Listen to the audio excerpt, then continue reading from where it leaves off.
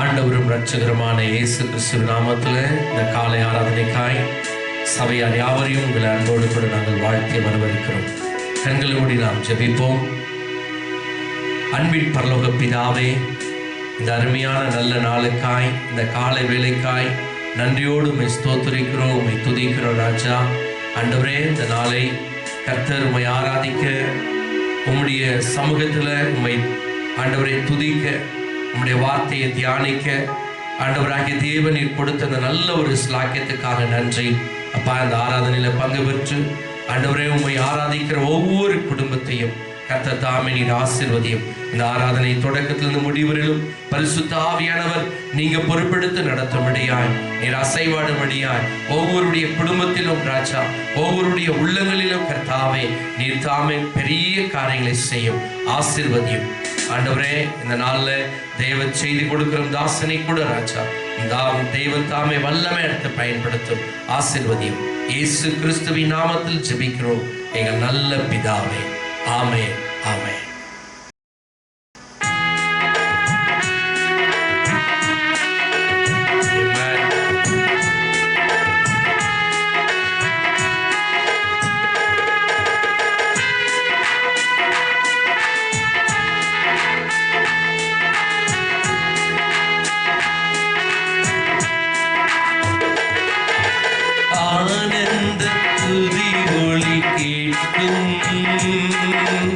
ஆடல் பாடல் சத்தமும் தோணிக்கும், ஆனந்த துதி ஒளி கேட்கும். ஆடல் பாடல் சத்தமும் தோணிக்கும். ஆகாய விண்மீனாய் அவதனம் பெருகும், ஆண்டவர் வாக்கு பலிக்கும்.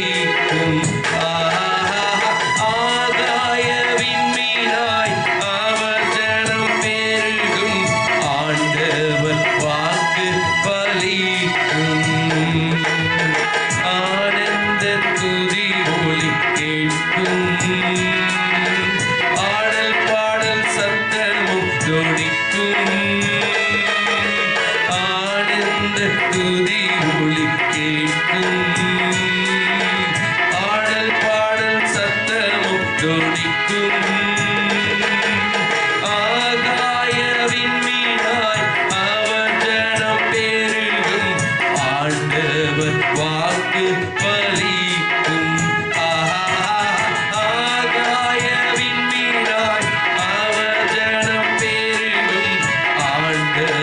வாக்கு பலிக்கும்.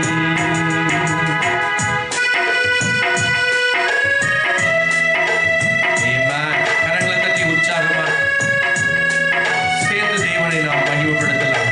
அல்லேலூயா.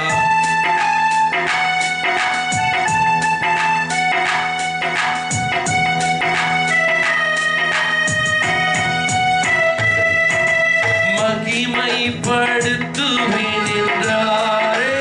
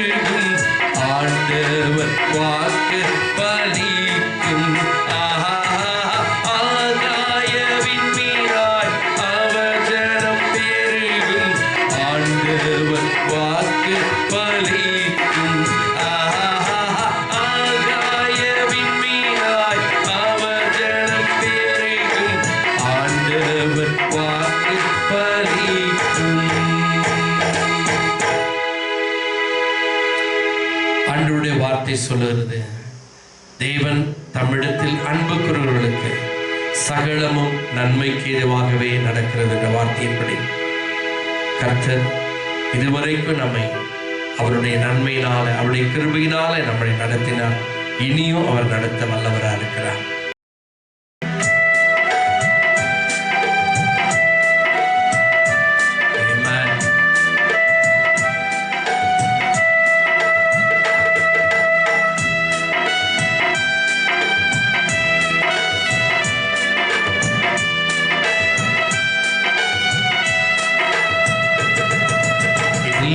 நன்மையாய் மாறிடுவே இயேசு அப்பாவை நேசிப்பவர்க்கு. எல்லா நன்மையாய் மாறிடுவே இயேசு அப்பாவை நேசிப்பவர்க்கு. ஓ கண்கள் காணவில்லை, காதுகள் கேட்கவில்லை, தேவன் ஆயத்தம் பண்ணினது யார் மனதில் தோன்றவில்லை. கண்கள் காணவில்லை, காதுகள் கேட்கவில்லை, தேவன் ஆயத்தம் பண்ணினது யார் மனதில் தோன்றவில்லை.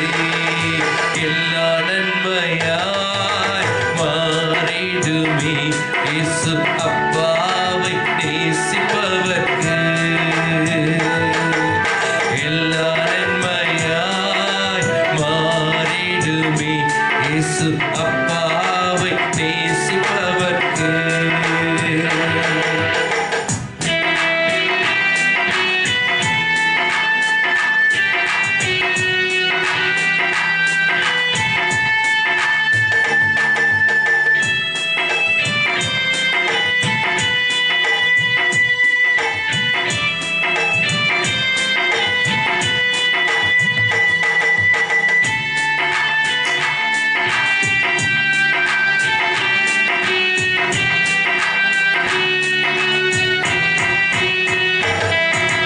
வனாந்திர பாதையில் நடந்த போதும், அக்கினியில் தூக்கி எறிந்த போதும், வனாந்திர பாதையில் நடந்த போதும், அக்கினியில் தூக்கி எறிந்த போதும், இயேசு நீர் என்னோடு இருப்பதினால் உம் ஜீவ வார்த்தை என்னை வழி நடத்தும்.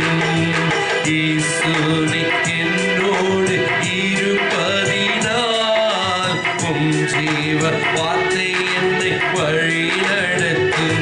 ஓ, கண்கள் காணவில்லை, காதுகள் கேட்கவில்லை, தேவன் ஆயத்தம் பண்ணினது யார் மனதிலும் தோன்றவில்லை.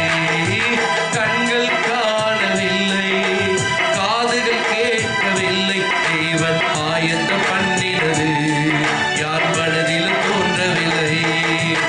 எல்லா நன்மையாய் மாறிடுமே இயேசு அப்பாவை நேசிப்பவர்க்கு. எல்லா நன்மையாய் மாறிடுமே இயேசு அப்பாவை நேசிப்பவர்க்கு.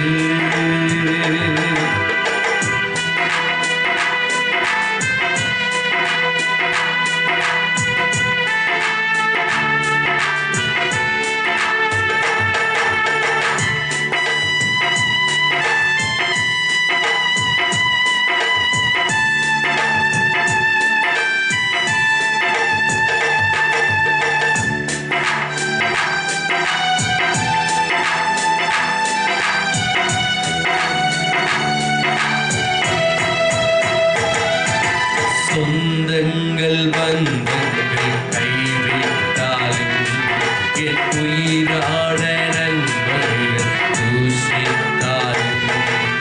சொந்தங்கள் பந்தங்கள் கைவிட்டாலும் என் உயிரான நண்பர்கள் தூஷித்தாலும். இயேசுவே உம் கிருபை போதும் தேவா, உம் ஜீவ வார்த்தை என்னில் நிறைவேறுதே. இயேசுவே உம் கிருபை போதும் தேவா, உம் ஜீவ வார்த்தை என்னில் நிறைவேறுதே. ஓ, கண்கள் காணவில்லை, காதுகள் கேட்கவில்லை, தேவன் ஆயத்தம் பண்ணினது யார் மனதிலும் தோன்றவில்லை. கண்கள் காணவில்லை, காதுகள் கேட்கவில்லை, தேவன் ஆயத்தம் பண்ணினது யார் மனதிலும் தோன்றவில்லை. எல்லா நன்மையாய் மாறிடுமே இயேசு அப்பாவை நேசிப்பவர்க்கு. ஆமென். எல்லா நன்மையாய் மாறிடுமே இயேசு அப்பாவை நேசிப்பவர்க்கு.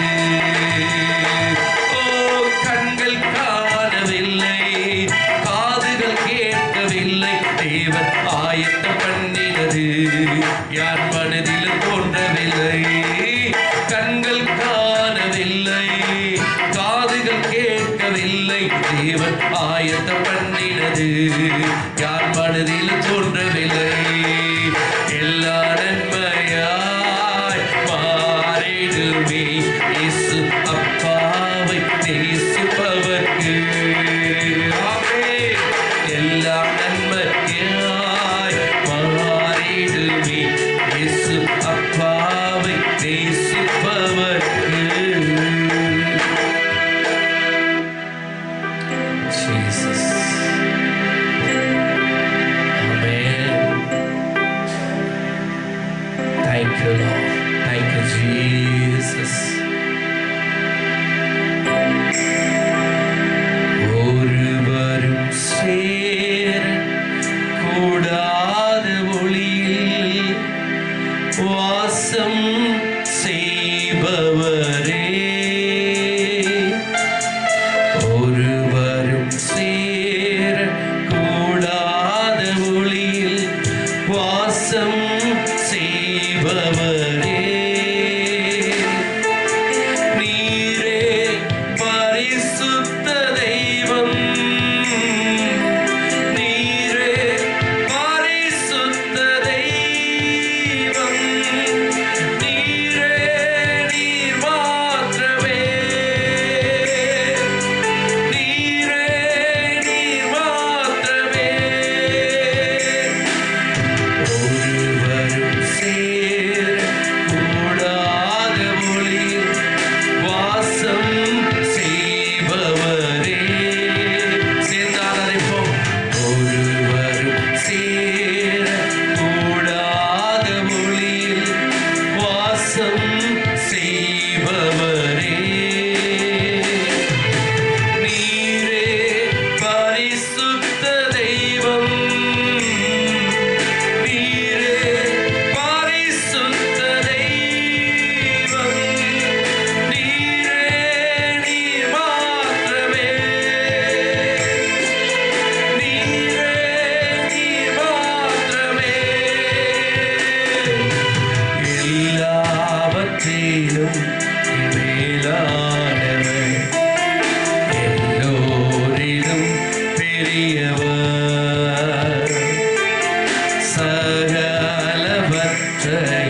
சிருஷ்டித்தவர் சர்வ வல்லவரே. எல்லாவற்றிலும் நீர் மேலானவர், எல்லோரிலும் பெரியவர், சகலவற்றையும் சிருஷ்டித்தவர் சர்வ வல்லவரே. உம்மை போல் வேறொரு தெய்வமில்லை, நீரே நீர் மாத்திரமே.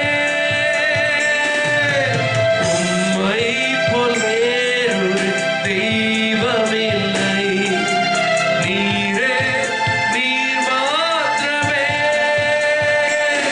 பரிசுத்தர் பரிசுத்தர் பரிசுத்தரே, பரிசுத்தர் பரிசுத்தர் பரிசுத்தரே, பரிசுத்தர் பரிசுத்தர் பரிசுத்தரே, பரிசுத்தர் பரிசுத்தர் பரிசுத்தரே. நீரே நீர் மாத்திரமே, நீரே நீர் மாத்திரமே. ஆமென். உம்மை போல் வேறொரு தெய்வமில்லை, நீரே நீர் மாத்திரமே. இயேசுவே, உம்மை போல் வேறொரு தெய்வமில்லை, நீரே நீர் மாத்திரமே. பரிசுத்தர் பரிசுத்தர் பரிசுத்தரே, பரிசுத்தர் பரிசுத்தர் பரிசுத்தரே, பரிசுத்தர் பரிசுத்தர் பரிசுத்தரே, பரிசுத்தர் பரிசுத்தர் பரிசுத்தரே. நீரே நீர் மாத்திரமே,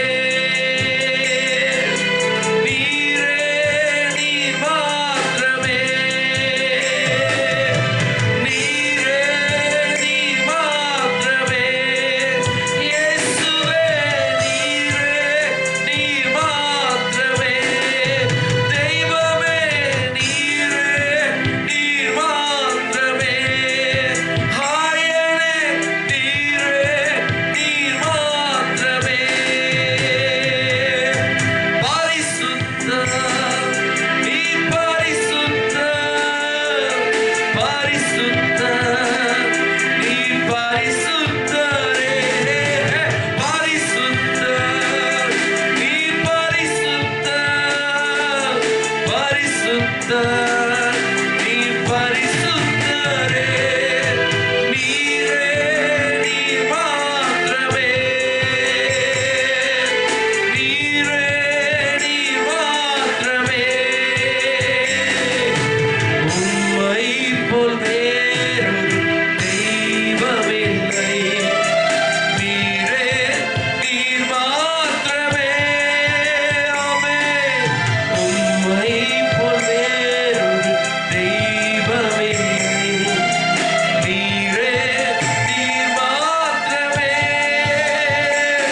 பரிசுத்தர் பரிசுத்தர் பரிசுத்தரே, பரிசுத்தர் பரிசுத்தர் பரிசுத்தரே, பரிசுத்தர் பரிசுத்தர் பரிசுத்தரே, பரிசுத்தர் பரிசுத்தர் பரிசுத்தரே. நீரே நீர் மாத்திரமே, நீரே நீர் மாத்திரமே, நீரே நீர் மாத்திரமே. இயேசுவே, நீரே நீர் மாத்திரமே. ஆமென். ஹalleluya. Praise the Lord. Amen. நாம் கண்களை மூடி நாம் பிரார்த்தனை செய்வோம். இந்த ஞாயிற்றுக்கிழமை காலை ஆராதனையை கர்த்தர் ஆசீர்வதிக்கும்படியாக நாம் ஜெபிக்கலாம். நல்ல தகப்பனே, நல்ல வேலைக்காய் நன்றி உள்ளத்தோடு சொல்லியிருக்கிறேன். உங்களுடைய மகா தயவுக்காய், இரக்கத்துக்காய், கிருபைக்காய் உமக்கு நன்றி. காலைதோறும் உங்களுடைய கிருபைகள் புதியவைகள். இந்த நாளுக்குடைய கிருபைக்காய் நன்றி, உங்களுடைய தயவுக்காய் நன்றி. சற்றே எங்களோடு கூட நீங்கள் பேசுவீராக தகப்பனே. உன் நாமத்தை நீ மகிமைப்படுத்தி எழ வேண்டுமா சொல்லிக்கிறேன். நீர் பேசும், நாங்கள் எல்லாரும் கேட்கிறோம். பிரயோஜனமான ஒன்றையும் மறைக்காமல் எல்லாவற்றையும் எங்களுக்கு வெளிப்படுத்துகிற தேவன் அப்பா, நீங்கள் பேசுவீராக நாங்கள் எல்லாரும் கேட்கிறோம். அப்பா, திருசபை குறித்தும் இயேசுவை குறித்தும் நாங்கள் இன்னும் அறிந்து கொள்ள அருள் புரியும். இயேசுவின் நாமத்தில் பிதாவே, ஆமென். லாஸ்ட் வீக் நான் உங்களுக்கு சொல்லி பேசின ஒன்றமாய்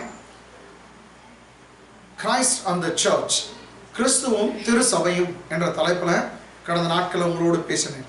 இன்றைக்கும் அதை தொடர்ந்து நான் பேச விரும்புகிறேன். நீங்கள் பழைய ஏற்பாட்டு முதற்கொண்டு புதிய ஏற்பாட்டு வரைக்கும் நீங்கள் பார்த்தீங்கன்னாக்கா பைபிளில் உருவகங்கள், மெட்டஃபர்ஸ் ரொம்ப கர்த்தர் யூஸ் பண்ணிப்பார். அது மாத்திரம் இல்லை, பிரசங்க நேரத்தில் இயேசு கிறிஸ்து கூட பாருங்க, ஓமைகளால் தான் அவர் தான் வாயை திறந்தார், ஓமைகளால் தான் அவர் எல்லாம் பேசினாராம். ஓமைனா உங்களுக்கு தெரியும், ஒரு earthly ஷார்ட் ஸ்டோரி, சின்ன ஒரு கதையை அவர் சொல்லி பரலோக விளக்கத்தை அவர் தருவார். Used always short stories of the earthly stories and used to narrate about or explain about the heavenly things. அதுதான் வந்து நீங்கள் பார்த்தா பேரபிள்ஸ்னால் ஒரு சின்ன கதைங்களை சொல்லி விளக்குறது. இது மாதிரி இயேசு கிறிஸ்து ரொம்ப சொன்னார். நீங்கள் அதே போல் நாங்கள் பார்த்தீங்கன்னாக்கா பழைய ஏற்பாட்டு முதற்கொண்டு புதிய ஏற்பாட்டு வரைக்கும் மெட்டஃபர்ஸ் நிறைய இருக்கும். அதே மாதிரி அனாலஜிஸ் நிறைய இருக்கும். நீங்கள் பார்த்தோன்னா உருவகங்கள் நிறைய இருக்கும். உதாரணமாக நீங்கள் பாருங்கள், அவர் அநேக இடத்துல நீங்கள் பழைய ஏற்பாட்டில் அவர் கணவனாக காண்பிக்கிறார் கர்த்தர். அவர் புருஷனாகவும் இஸ்ரவேல் ஜனத்தை மனவாட்டியாகவும், மணவாளன் மனவாட்டி என்ற தலைப்பில் அவர் பேசுவார். ஒன்று அவர் வந்து ஹஸ்பண்டு, இஸ்ரேலைட்ஸ் வந்து ஒய்ஃபு அப்படின்னு நம்ம பார்க்கணும். ரெண்டாவதாக நீங்கள் பார்க்கும்போது அவர் தகப்பனாக வெளிப்படுவார். தன்னுடைய இஸ்ரவேல் ஜனங்களையும் தம்முடைய மற்றவர்களையும் பிள்ளைகளாக காண்பிப்பார். அப்பா பிள்ளைங்க, அதான் ஒரு மனிதன் தன் பிள்ளையை தோல் மேலே சுமக்கிறவனமாய் நீ கடந்து வந்த பாதையெல்லாம் நானே உன்னை தோல் மேலே சுமந்து வந்த தேவன் என்று சொல்வார். அப்போ அப்பா பிள்ளைங்களுக்குரிய ரிலேஷன்ஸை அங்கே காண்பிப்பார். நீங்கள் பார்த்தீங்கன்னா அடுத்து அவர் ராஜாவாகவும் தம்முடைய ஜனங்களை பிரஜைகளாகவும் பேசுவார். அதை தான் இயேசு கிறிஸ்து கூட ஒரு ராஜா தூரமாய் பிரயாணப்பட்டு புறப்பட்டு போனார். அவனுடைய எல்லா சொத்துக்களையும் தன்னுடைய பிரஜைகளிடத்தில் அவன் 1 தாலாந்து, இன்னொருத்தருக்கு 2 தாலாந்து, இன்னொருத்தருக்கு 5 தாலாந்து அப்படி கொடுத்து போனான் அப்படின்னு இயேசு கிறிஸ்து அந்த ஸ்டோரியிலலாம் சொல்லுவார். இது வரும். நெக்ஸ்ட் நீங்கள் பார்த்தீங்கன்னாக்கா அவர் போதகராகவும் தம்முடைய ஜனங்களை சீஷர்களாக கூட குறித்து பேசுவார். Master and teacher, disciples, master and disciples. அவர் போதகராகவும் சீஷர்களாகவும் இருப்பார்கள். நீங்கள் நெக்ஸ்ட் நீங்கள் பார்த்தா அவர் ஒரு கார்டனராக இருப்பார், தோட்டக்காரராகவும் இன்னுமாய் தாம் பிள்ளைங்களை ஒரு தோட்டமாய் செடியாய் அவர் பார்ப்பார். இது மாதிரி நிறைய அனாலஜிஸ் உருவகங்களை பார்க்கலாம். கர்த்தருக்கும் தாம் பிள்ளைங்களுக்கும் இருக்குது. நான் ஏற்கனவே சொன்னேன், புருஷன் மனைவி உறவிலிருந்து தகப்பன் பிள்ளைகளுடைய உறவு, அவர் மெய்யான திராட்சை செடி கிளைகள், ராஜா பிரஜைகள், இப்படி எல்லாம் பேசுவார். ஒரு முக்கியமான உறவு மாத்திரம் நீங்கள் பழைய ஏற்பாட்டிலையும் நீங்கள் பார்க்கலாம், புதிய ஏற்பாட்டிலையும் பார்க்கணாக்கா அவர் சொல்கிறார், ஐ ஆம் த குட் ஷெப்பர்ட் என்று சொன்னார் இயேசு கிறிஸ்து. நானே நல்ல மேய்ப்பன், நீங்கள் எல்லாரும் என்னுடைய மந்தையின் ஆடுகள் என்று சொன்னார். இன்றைக்கு சபை குறித்தும் நாம் பார்க்க சமயத்தில் மேய்ப்பர் ஊழியம் ரொம்ப முக்கிய ஊழியம். மேய்ப்பர் ஊழியம் தான் பாஸ்டோரியல் மினிஸ்ட்ரி. இன்னைக்கு அநேகர் பாஸ்டோரியல் ஊழியம் இல்லாதது போல பேசுகிறாங்க. நோ, போதகர்கள் ஊழியம் உண்டு. கர்த்தர் நீங்கள் பழைய ஏற்பாட்டில் ஒரு லீடரை வச்சு நடத்தி கொண்டு வந்தார். எங்கன்னா பாருங்க, மோசஸ் ஒரு லீடர். பைபிளில் சொல்லுது, அவன் ஒரு லீடர் வந்து ஒரு மேய்ப்பனை போல அவன் அந்த மந்தையை நடத்தி கொண்டு வந்தான். அப்படிதான் வசனம் சொல்லுகிறது. இஸ்ரவேல் ஜனங்களை ஒரு மந்தையை போல அவன் கடலுக்குள்ள நடத்தி கொண்டு வந்தான், வனாந்திரத்தை நடத்தினான் அப்படின்னாலும் வேதத்தில் சொல்லப்பட்டிருக்கு. அப்போ ஒரு லீடரை வைத்து தான் கர்த்தர் நடத்துவார். எல்லாமே சொன்னால் நாங்கள் எங்களுக்கு லீடரே வேணான்னு கேட்பார் மேய்ப்பார் இல்லாத ஒரு திருசபை இல்லை. பைபிளில் நீங்கள் பாருங்கள், கர்த்தராகிய தேவன் எல்லா அதிகாரத்தையும் அவர் தான் ஏற்படுத்தினார். அதிகாரங்களும் அத்தாரிட்டிஸும் அவரால் இல்லாமல் வேறொருவரால் உண்டாக்கப்படவில்லை. நாம் அதிகாரங்களுக்கு கீழ்பட்டிருக்கணும். சபையிலும் அதிகாரங்களை கர்த்தர் தான் ஏற்படுத்தியிருக்கார். லீடர்ஸ் எல்லாம் ஏற்படுத்தியிருக்கார். சபையை நடத்துறவர்களை ஏற்படுத்தியிருக்கார். பட்டணங்கள் தோறும் நீங்கள் மேய்ப்பர்களையும் இன்னும் பட்டணங்கள் தோறும் வேதத்தை நீங்கள் பாருங்கள், பவுல் அப்போஸ்தலன் சொல்லுகிறார், மூப்பர்களை அவர் அப்பாயிண்ட் பண்ணாங்க. ஏன்னா சபைகளை கண்காணிப்பதற்காக கண்காணிகளை மூப்பர்களை அவர் அப்பாயிண்ட் பண்ணினார் அப்படின்னு வேதம் சொல்லுது. ஆகையினால ஒரு லீடர் தேவை. இந்த இடத்துல இயேசு நான் சொன்ன, I am the good shepherd and you are my flock. நானே நல்ல மேய்ப்பன், நீங்கள் எல்லாம் என்னுடைய ஆடுகள் என்று சொன்னார். My sheep hears my voice, he says, and then they follow me. என் ஆடுகள் என் சத்தத்துக்கு செவி கொடுக்கிறது, நான் அவைகளுக்கு முன் செல்கிறேன், அவைகள் எனக்கு பின் செல்கிறது என்று சொல்கிறார். ஆகையினால ரொம்ப ஒரு பெஸ்ட் உருவகம், best metaphor, best analogy old டெஸ்டமெண்ட்ல இருந்து, பழைய ஏற்பாட்டுல இருந்து புதிய ஏற்பாட்டு வரைக்கும் நீங்க பாத்தீங்கன்னாக்கா எங்கும் பார்க்கிற சமயத்துல வெளிப்படுத்தின விசேஷம் வரைக்கும் அவர் ஆட்டுக்குட்டியானவர் தாமே அவர்களை மேய்ப்பார் என்று சொல்லப்பட்டிருக்குது. அதனால எல்லாம் அந்த மேய்ப்பருடைய ஊழியத்தை குறித்து நம்ம பார்க்கிறோம். அப்ப சபையில ஒரு மேய்ப்பர்கள் முக்கியமாய் அவசியம் என்பது நமக்கு புலனாகும். சரி, இதை குறித்து விளக்கி சொல்வதற்காக எரேமியா புத்தகத்தை நாம் திருப்பலாம். Turn with me to the book of Jeremiah, chapter 23. 23ஆம் அதிகாரம் வசனம் 1 படிக்கலாம். என் மேய்ச்சலின் ஆடுகளை கெடுத்து சிதறடிக்கிற மேய்ப்பர்களுக்கு ஐயோ என்று கர்த்தர் சொல்லுகிறார். இங்கிலீஷை பார்க்கலாம். Woe to the shepherds who destroy, and scatter the sheep of my pasture, says the Lord. Amen. கர்த்தர் என் மேய்ச்சலின் ஆடுகளை கெடுத்து சிதறடிக்கிற மேய்ப்பர்களுக்கு ஐயோ என்று கர்த்தர் சொல்லுகிறார். ஸோ இப்படிப்பட்ட மேய்ப்பர்களா பாஸ்டருங்க இருக்கக்கூடாது என்று தான் வார்த்தையில் சொல்லுது. நீங்க பாருங்க, எசேக்கியேல் 34ஆம் அதிகாரம் வரப்போகிற நாட்கள் நான் பேசுகிறேன், இப்போ எடுக்க வேண்டாம். எசேக்கியேல் 34ஆம் அதிகாரத்தை நீங்க பார்த்தீங்கன்னாக்கா அப்படியே தான் சொல்லுகிறார், தங்களே மேய்த்துக் கொள்கிற மேய்ப்பர்களுக்கு ஐயோ என்று சொல்கிறார். மேய்ப்பர்கள் அல்லவோ ஆடுகளை மேய்க்க வேண்டும், ஆனா தங்களே மேய்த்துக் கொள்கிறார்கள். அப்ப ஆடு சாப்பிட வேண்டியதுலாம் இவங்களே சாப்பிட்றாங்க போல். அப்படிப்பட்ட மேய்ப்பர்களுக்கு ஐயோ என்று சொல்றார். Woe unto the shepherd who feed themselves. Bible says instead of feeding the flock they are feeding themselves. தங்களே மேய்த்துக் கொள்கிற மேய்ப்பர்களுக்கு ஐயோ என்று சொல்கிறார். ஸோ மேய்ப்பருங்க எப்படியெல்லாம் இருக்கக்கூடாது, பாஸ்டருங்க எப்படியெல்லாம் இருக்கக்கூடாது என்று ஒரு நல்ல தெளிவு இந்த இடத்துல உண்டாகுது. நமக்கு பாஸ்டர்களுக்கு எல்லாருக்கும் ஒரு பெஸ்ட் பாஸ்டரை நம்ம பார்க்கணும்னாக்கா நம்முடைய ஆண்டவராக இயேசு கிறிஸ்து. அவர் தான் சொன்னார், நல்ல மேய்ப்பன் தன் ஆடுகளுக்காக ஜீவனையே கொடுக்கிறான். கொடுத்து அவர் சொன்னது மாத்திரமல்ல, செய்தியை காண்பித்தார். அதனால பெஸ்ட் மேய்ப்பர், நல்ல மேய்ப்பர் பைபிள் சொல்லுது இயேசு கிறிஸ்து. இயேசு கிறிஸ்துவை பார்த்தா போதும் மேய்ப்பருங்க எப்படி இருக்க வேண்டும் என்ற ஒரு காரியத்தை நம்ம புரிந்து கொள்ளலாம். அந்த உலகத்துல நம்மால மேய்ப்பர்களா இருக்க முடியும், ஆனா நல்ல மேய்ப்பரா இருக்கிறது ரொம்ப கஷ்டம். இயேசு ஒருவரே நல்ல மேய்ப்பர். We can be shepherds, but we cannot be a good shepherd, because the only good shepherd is our Lord Jesus Christ. Amen. அவர்தான் ஒரு நல்ல மேய்ப்பனா இருக்கிறார். சரி, என் மேய்ச்சல் ஆடுகளை கெடுக்கிறவர்களுக்கு ஐயோ என்று சொல்றார். இரண்டாவது வசனம் பாருங்க. இஸ்ரவேலின் தேவனாகிய கர்த்தர் தமது ஜனத்தை மேய்க்கிற மேய்ப்பர்களுக்கு விரோதமாக, தன்னுடைய ஜனத்தை மேய்க்கிற மேய்ப்பர்களுக்கு விரோதமாய் சொல்லுகிறது என்னவென்றால், சரி நிறுத்தலாம். எது கர்த்தர் சொல்றா, இங்க வந்து என் ஆடுகளை நீங்க பராமரிக்கல, என்ன நெக்ஸ்ட் நீங்க துரத்தி விட்டீங்க, அதுங்களை மீண்டும் கொண்டு வந்து சேர்க்கல அப்படின்னு ரெண்டு காரியத்தை இந்த இரண்டாம் வசனத்தில் வைக்கிறார். இங்கிலீஷ்ல படிக்கலாம். Therefore, thus says the Lord God of Israel against the shepherd who feed my people. Here God brings two things against his shepherds who are about to feed his flock, but they did not bring back the flock that has been the sheep that has been driven away. ஓடி போன துரத்துண்ட ஆடுகளை கொண்டு வரல, ஆடுகளை மேய்க்கல அப்படின்னு ஒரு காரியத்தை சொல்றாங்க. இப்போ நான் அதான் பெருசுபடுத்த நான் பேசல. 3ஆம் வசனத்திலிருந்து நாம் வேதத்தில் தியானிக்கலாம். இது சபையை குறித்து இருக்கிற வசனங்கள். அதனால 3ஆம் வசனத்திலிருந்து வாசிக்கலாம். நான் என் ஆடுகளில் மீதியா இருப்பவைகளை துரத்தி இருந்த எல்லா தேசங்களிலும் சேர்த்து அவைகளை திரும்ப அவைகளின் தொழுவங்களுக்கு கொண்டு வருவேன். அப்பொழுது அவைகள் பலுகி பெருகும். அப்பொழுதுதான் அவைகள் பலுகி பெருகும். அவைகளை தொழுவங்களுக்கு கொண்டு வருவேன், அப்பொழுது அவைகள் பலுகி பெருகும். இங்கிலீஷ் படிச்சு நான் எக்ஸ்பிளைன் பண்றேன். But I will gather the remnant of my flock out of all countries where I have driven them and bring them back to their folds, and they shall be fruitful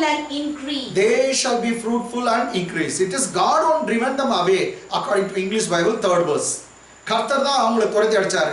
ஏன்னா இஸ்ரவேல் ஜனங்க பாவம் பண்ணின சமயத்துல அவர்களை நீங்க பாத்தீங்கன்னா பாபிலோனுக்கு துரத்தி அடித்தார், அசீரியர் மத்தியில துரத்தி அடித்தார், எங்கெங்க போனாங்க. மீண்டும் நான் கொண்டு வந்து சேர்ப்பேன். இதுதான் ஒரு மேய்ப்பனுடைய டியூட்டி. ஆடுங்க சிதறி போயிடுச்சா அதுங்களை மீண்டும் கொண்டு வரணும். இதை ஏசுநாதர் ரொம்ப அருமையா செய்தார். அவர் சொல்ற ஒருவனுக்கு 100 ஆடு இருந்துச்சு, அதுல 1 காணாம போச்சு. 1 காணாம போனா என்ன இன்னைக்கு இருக்கிற ஒரு சமயம் பாஸ்டருங்க ஒன்று தானே போச்சு போனா போது விடு 99 என்கிட்ட இருக்குது ஒன்று மேலே எனக்கு கவலை இல்லை அப்படின்னு சொல்லி பலர் வந்து இது கட்சாட் பரவாயில்ல ஒன்று காணாது போனதுக்கு ஒன்றும் பிரச்சனை இல்லை அப்படின்னு சொல்லி விட்டுருவாங்க. நோ நோ, நல்ல மேய்ப்பனை 99 விட்டுட்டு அந்த ஒன்று தேடி போவானா, அவன் தான் நல்ல மேய்ப்பன். இன்றைக்கு சபையில் இருக்கிற ஒவ்வொரு விசுவாசிகளும் காணாமற் போனவங்க தான். நான் காணாமற் போனேன், என்னை தேடி இயேசு நான் இருக்கிற இடத்துல வந்தார். நீங்க கூட காணாத போனவங்க தான். உங்களை தேடி இயேசு கிறிஸ்து அதே இடத்துல வந்து உங்களை மீண்டும் தம் தொழுவத்துல கொண்டு வந்து சேர்த்தார். அல்லேலூயா, ஆமென். காணாமற் போன ஆடுகளை தேடுகிற ஒரே ஒரு மேய்ப்பர் தான், அது இயேசு கிறிஸ்து தான். இன்னைக்கு ஒவ்வொரு பாஸ்டரும் நம்ம அந்த மாதிரி அவர் செய்த முறையை நாம் பின்பற்ற வேண்டும். அதனால பாஸ்டோரியல் மினிஸ்ட்ரி ரொம்ப முக்கியம். ஏன்னா ஆடு வந்து நானே என்னையே மேய்ச்சிக்கிறேன்னு சொல்ல முடியாது. என்னையே மேய்த்துக் கொள்கிறேன். இந்த ஆட்டுக்கு தன்னை மேய்த்துக் கொள்கிற அளவுக்கு புத்தி இல்லை, அறிவு இல்லை. ஏன்னா நான் பேசுறது வந்து இந்த வீட்டில் வளர்ந்து கொண்டிருக்கதான வெள்ளாடுகளை குறித்து சொல்ல. வெள்ளாடுகளை அவிழ்த்து விட்டா போதும், அதுவே மேய்ந்து விட்டு அதுவே வீடு வந்து சேர்ந்துடும். ஆனால் நான் பேசுகிறது செம்மறி ஆடு. செம்மறி ஆடுக்கு வழியே தெரியாது, எப்படி போறது தெரியாது. அதுக்கு ஒண்ணு தெரியும், தான் மேய்ப்பனுடைய காலடியை தெரியும், மேய்ப்பன் பின்னாடியே அது போய் நிற்கும், அவர் போய் மேய்ப்பார். அதனாலதான் சங்கீதக்காரன் தாவீது நானே மேய்ந்து கொள்கிறேன் என்று சொல்ல, கர்த்தர் என் மேய்ப்பராக இருக்கிறார், நான் தாழ்ச்சடையும். So here the sheep did not say, according to Psalm 23, the sheep doesn't say I will feed myself. No, the Lord is my shepherd, I shall not want, because he is a provider. The sheep says I shall not want because the Lord is my shepherd. கர்த்தரை மேய்ப்பராக, அவர் என்ன போஷிக்கிறார், அவர் என்ன காட்டுறார். ரெண்டாவது வசனம் போனா அவர் தான் புல்லுள்ள இடங்களை என்னை மேய்த்து அமர்ந்த தண்ணீரண்டி கொண்டு போய் விடுகிறார். ஆமென். He makes me to lie down in green pasture and leads me beside still water. It is the Lord who makes them to lie down in green pasture. அமைதியான தண்ணீர் அண்டையில குடிப்பதற்கும் அவர் தான். தமிழ்ல இந்த வார்த்தை இல்லை. என்னன்னா கர்த்தர் என்னை என் மேய்ப்பராக நான் தாழ்ச்சடைகிறேன், அவர் என்ன புல்லுள்ள இடங்கள் மேய்த்துன்னு தான் இருக்குது, அமர்ந்த தண்ணீர் கொண்டு போய். எங்க இங்கிலீஷ் பைபிள்ல அவர் மேய்க்கிறது மாத்திரம் அமர்ந்த தண்ணீர் அந்த புல்லுள்ள வெளிகளை படுக்க வைக்கிறாங்க. நல்லா சாப்பிட்டு திருப்தி, அது lie down in green pasture, அமைதியா படுத்துனுக்கும். அவ்வளோ சாப்பிட்டு திருப்தி ஆச்சு அப்பா அப்படின்ற மாதிரி இருக்கும் ஆடு. அப்படிப்பட்ட இருக்கும். சரிங்க, இப்போ நம்ம 3ஆம் வசனத்தை நம்ம தியானிக்க போறோம். 23ஆம் அதிகாரம் எரேமியா புத்தகம் 3ஆம் வசனம். நான் என் ஆடுகளில் மீதியா இருப்பவைகளை துரத்தி இருந்த எல்லா தேசத்திலும் இருந்து சேர்த்து. இந்த டியூட்டியை இயேசு கிறிஸ்து செய்தார் நான் சொன்னேன். துரத்தி இருந்த எல்லா தேசத்திலும் அவர்களை சேர்ப்பார், கூட்டி சேர்ப்பார், போய் துரத்துண்டதை கொண்டு வருவார். அவைகளை திரும்ப அவைகளின் தொழுவங்களுக்கு கொண்டு வருவேன். Say I will bring them to my fold, God says. என்னுடைய தொழுவங்களுக்கு கொண்டு வருவேன். தொழுவனா இங்க என்ன, எல்லா ஆடுகளும் கூடுகிற ஒரு கூடுகை, இடங்கள் எல்லாம் ஒன்னா சேர்ற இடம். அந்த தொழுவங்களுக்கு கொண்டு வருவேன், அந்த கொட்டாய்க்கு கொண்டு வருவேன். என்ன பாருங்க, அப்பொழுது அவைகள் பலுகி பெருகும். அவ்வளவுதான். அங்க கொட்டகை இருக்கணும், அது தங்குற இடம் இருக்கணும், அது கேதரிங் பிளேஸ். அப்பொழுதுதான் அவைகள் பலுகி பெருகும். அப்ப ஆட்டுக்கு அந்த தொழுவம் ரொம்ப ரொம்ப அதிக முக்கியம். இங்கிலீஷ்ல But I will gather the remnant of my flock. Out of all countries. Where I have driven them. And bring them back to their folds. Here Bible says, I will bring them back to their folds. And they shall be fruitful and increase. After when they come back to their fold, then only they will be fruitful and increase. They will increase. அவைகள் பலுகி பெருகும். சரி, okay. இங்க 3ஆம் வசனத்துல ஒரு மிக முக்கியமான காரியங்கள் நம்ம படிச்சோம், ஃபோல்ட். 4ஆம் வசனத்துல பாருங்க, அவைகளை மேய்க்கத்தக்கவர்களையும் அவைகள் மேல் ஏற்படுத்துவேன். உணர்முறம் அது அவைகளை மேய்க்கத்தக்கவர்களையும் அவைகள் மேல் ஏற்படுத்துவேன். இன்னும் மேய்க்கத்தக்கவர்னா மேய்ப்பர்களை நான் ஏற்படுத்துவேன். ப்ளூரல்ல சொல்லுது, ஒரு மேய்ப்பன் இல்ல, மேய்ப்பர்களை ஏற்படுத்துவேன். பாருங்க, இயேசு கிறிஸ்து வந்துட்ட பிற்பாடு உருவாகக்கூடிய சபையை குறித்து ஆவியானவர் இங்கே எரேமியா புத்தகத்துல அவர் வெளிப்படுத்தி இருக்கிறார்.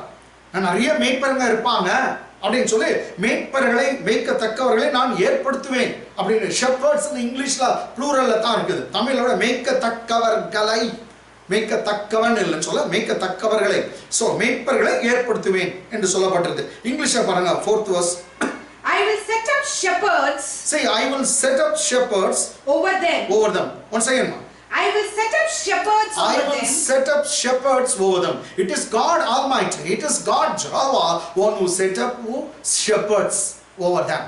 கர்த்தராகிய தேவன் சொன்னார், நானே மேய்ப்பர்களை நான் ஏற்படுத்துவேன் சொல்லுகிறேன். I will set up shepherds. It's in plural. நான் மேய்ப்பர்களை ஏற்படுத்துவேன் அப்படி சொன்னார். அதனால தான் அருமையான பேதுரு புத்தகத்துல நீங்க பாத்தீங்கன்னாக்கா பேதுரு சொல்லுவாரு, என்ன சொல்லுவாரு, பிரதான மேய்ப்பர் வரும்போது மற்ற மேய்ப்பர்களுக்கு வாடாத கிரீடத்தை அவர் தருவார். அப்போ நிறைய மேய்ப்பருங்க இருப்பாங்க. பிரதான மேய்ப்பன் அவர், பிரதான ஆசாரியன் மாதிரி மற்றவங்கெல்லாம் சின்ன ஆசாரிகள். அவர் பிரதான மேய்ப்பன், நம்ம எல்லாம் வந்து சின்ன சின்ன மேய்ப்பருங்க. அப்படிப்பட்டவர்களை கர்த்தர் ஏற்படுத்துவாங்க. ஓகே, இப்போ 4ஆம் வசனம் மீண்டும் தமிழ்ல, அவைகளை மேய்க்கத்தக்கவர்களை, அவர்களை மேய்க்கத்தக்கவர்களை அவைகள் மேல் ஏற்படுத்துவேன், இனி அவைகள் பயப்படுவதும் இல்லை. Praise God. நல்லா மேய்ப்பன் இருந்தாக்கா அந்த சர்ச்ல இருக்கிற விசுவாசிங்க ஒரு காலம் பயப்பட மாட்டாங்க. இதுதான் நல்ல மேய்ப்பன். கேட்டங்களா?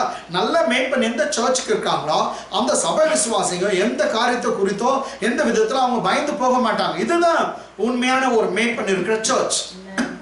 கண்டதுக்கெல்லாம் ஜனங்களை சாபம் கூறுறது, ஜனங்களை சபிக்கிறது, இப்படி ஆயிடும் அப்படி ஆகும், நீங்க உங்களுக்கு இது வந்துடும் அது வரும், பயம் கொடுக்குற இது இல்லை. கர்த்தர் தான் விசுவாசிகளை ஃபீட் பண்ண சொன்னார், பயம் கொடுக்க சொல்ல. ஒரு நல்ல சபைனாக்கா நல்ல பாஸ்டர் இருந்தாருனாக்கா இது நடக்கணுங்க. இனி அவைகள் பயப்படுவது இல்லை. இங்கிலீஷ் பாருங்க இருக்கு, எப்படி இருக்கு? I will set up shepherds over them. I will set up shepherds over them. Who will feed them. Who will feed them. And they shall fear no more. And they shall fear no more. Nor be dismayed. Nor be dismayed. They shall fear no more. Nor be dismayed. அவை இனி அவைகள் பயப்படும். தமிழ்ல பாருங்க, இனி அவைகள் பயப்படுவதும் இல்லை. இனி அவைகள் பயப்படுவதும் இல்லை. கலங்குவதும் இல்லை. கலங்குவதும் இல்லை. கலக்கம் பயம்ன்றது ஒரு காலம் வந்து கர்த்தராலே வராது. நான் ஏற்கனவே சொல்லியிருக்கேன், ஒரு பாஸ்டர் கிட்ட ஒரு ஊழியக்காரர்கிட்ட நீங்க போயிட்டு வந்தீங்கன்னா பயந்துன்னு வரக்கூடாது. அங்க போனா ஓ அப்பா அவர்கிட்ட போனாவே ஒரு சந்தோஷம், நல்ல வார்த்தைங்க கிடைக்குது, நம்முடைய குழப்பெல்லாம் நீங்குது, பயம்லாம் நீங்குது, பிரச்சனைலாம் நீங்குது. யாருன்னா இயேசுநாதர்கிட்ட போயிட்டு பயந்து வந்தாங்களா கேளுங்க? யாருன்னா ஒருத்தர் காட்டுங்க. அவர் தான் நல்ல மேய்ப்பன். பாவிங்க கூட அவர் இடத்துல போயிட்டு வந்தா சந்தோஷமா வந்தாங்க. அவர் எல்லாரும் ஏற்றுக்கொண்டார். அவர் சொன்னார், என்னண்டேல அவர்களை நான் புறம்பே தள்ளுவதில்லை. Whoever comes to me, by no means I will drive them away. This is the policy of Jesus. This has to be in the churches. All the churches should follow. Whoever comes to us, we should not drive them away. யாருன்னா எப்படிப்பட்டவனா வரட்டும், அவனை ஒரு காலம் புறம்பே தள்ளாத ஒரு ஊழியக்காரனா இருப்பதற்கு கர்த்தர் நமக்கு உதவி செய்யட்டும். அப்படிதான் போதகர்கள் இருக்க வேண்டும். நீ வானா சபையிலன்னு சொல்றதுக்கு நீ யாரு? உந்தா சர்ச்சு? நீ வானா சொல்றதுக்கு ஒரு சமயம் சில நேரத்துல சிலர்களை ஒதுக்கியும் வைக்க சொல்லுகிறார் பவுல் அப்போஸ்தலன். ஏன்னா திமிர் பிடிச்ச ஆடு இருந்தாக்கா அதுங்களுக்கு ஸ்ட்ரிக்டாகவும் இருக்க வேண்டும். கேட்டாங்களா? பவுல் அப்போஸ்தலன் எல்லாருக்கும் முன்னாடி அவைகளை கடிந்து கொள் என்று சொல்லுகிறார். ஆடை வந்து திமிர் பிடிச்ச ஆடா இருந்தா அதை பண்ணணும் தான். கேட்டாங்களா? சிக்ஷிக்க வேண்டும். வேத வசனத்தினால தான் சிக்ஷிக்க வேண்டும். அதனால கர்த்தராகிய தேவன் போதகர்களுக்கு கொடுத்திருக்க பிரதான பொறுப்பு, feed them.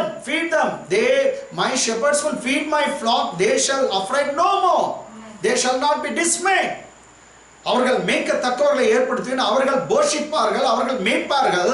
மேய்க்கிற சமயத்துல என் ஆடுகள் ஒரு காலம் என்ன சொல்றது பயப்படுவதும் இல்லை, அது கலங்குவதும் இல்லை. எங்க பாஸ்டர் கிட்ட நீங்க ஊழியக்காரங்க போ, ஒரு ஊழியக்காரன் நல்ல ஊழியக்காரன் அவர் தான். அங்க போனா ஒரு நிம்மதி வரணும், பயத்தை எடுத்து போகணும். கொஞ்சம் பேர் இருக்காங்க ஊழியக்காரன், உனக்கு இப்படி செஞ்சுட்டு இருக்காங்க, உனக்கு இப்படி இருக்குது அப்படின்னு அவங்க கிட்ட போயிங்கிறாங்க பாருங்க. எனக்கு அன்பாதனை நான் என்ன சொல்றேன்னாக்கா, கர்த்தருடைய பிள்ளைங்க கிட்ட அங்க போனாவே மெய்யாகவே ஒரு குற்ற உணர்வோடு வெளியே வரக்கூடாது. அந்த பாஸ்டர் கிட்ட போனா ஊழியக்காரன் குற்ற உணர்வு இருக்கக்கூடாது. அவங்களுக்கு நாம் கற்றுக் கொடுக்கிறது என்னன்னாக்கா, உன் பாவங்கள்லாம் கர்த்தருடைய இயேசு கிறிஸ்துவின் ரத்தம் சகல பாவனை கழுவி சுத்திகரிக்கும். நீங்க அவர் உனக்கு அப்பாவா இருக்கார், நீங்க அவருக்கு பிள்ளையா இருக்கா, டீச் பண்ணுங்க. நீங்க பிள்ளைங்க, நீங்க சாதாரணமானவங்கள, நீங்க பிள்ளைங்க, அவர் தகப்பனா இருக்கிறார். உன் பாவத்துக்காக அக்கிரமத்துக்காக தான் அவர் மரித்தார் அப்படின்னு சொல்லுங்க. அவங்களுக்குள்ள ஒரு தைரியம் வரணும். இனி அவங்களுக்கு ஜட்ஜ்மெண்ட் இல்லைன்னு சொல்லுங்க. ஏன்னா உனக்கு வர வேண்டிய ஜட்ஜ்மெண்ட், உனக்கு வர வேண்டிய நியாயத்தீர்ப்பை கர்த்தராகிய இயேசு கிறிஸ்து சிலுவையில் ஏற்றுக்கொண்டார். உன் பாவங்களுக்கு அவர் தண்டிக்கப்பட்டார், இனி உன் பாவத்துக்கு தண்டனை இல்லைன்னு சொல்லி கொடுங்க.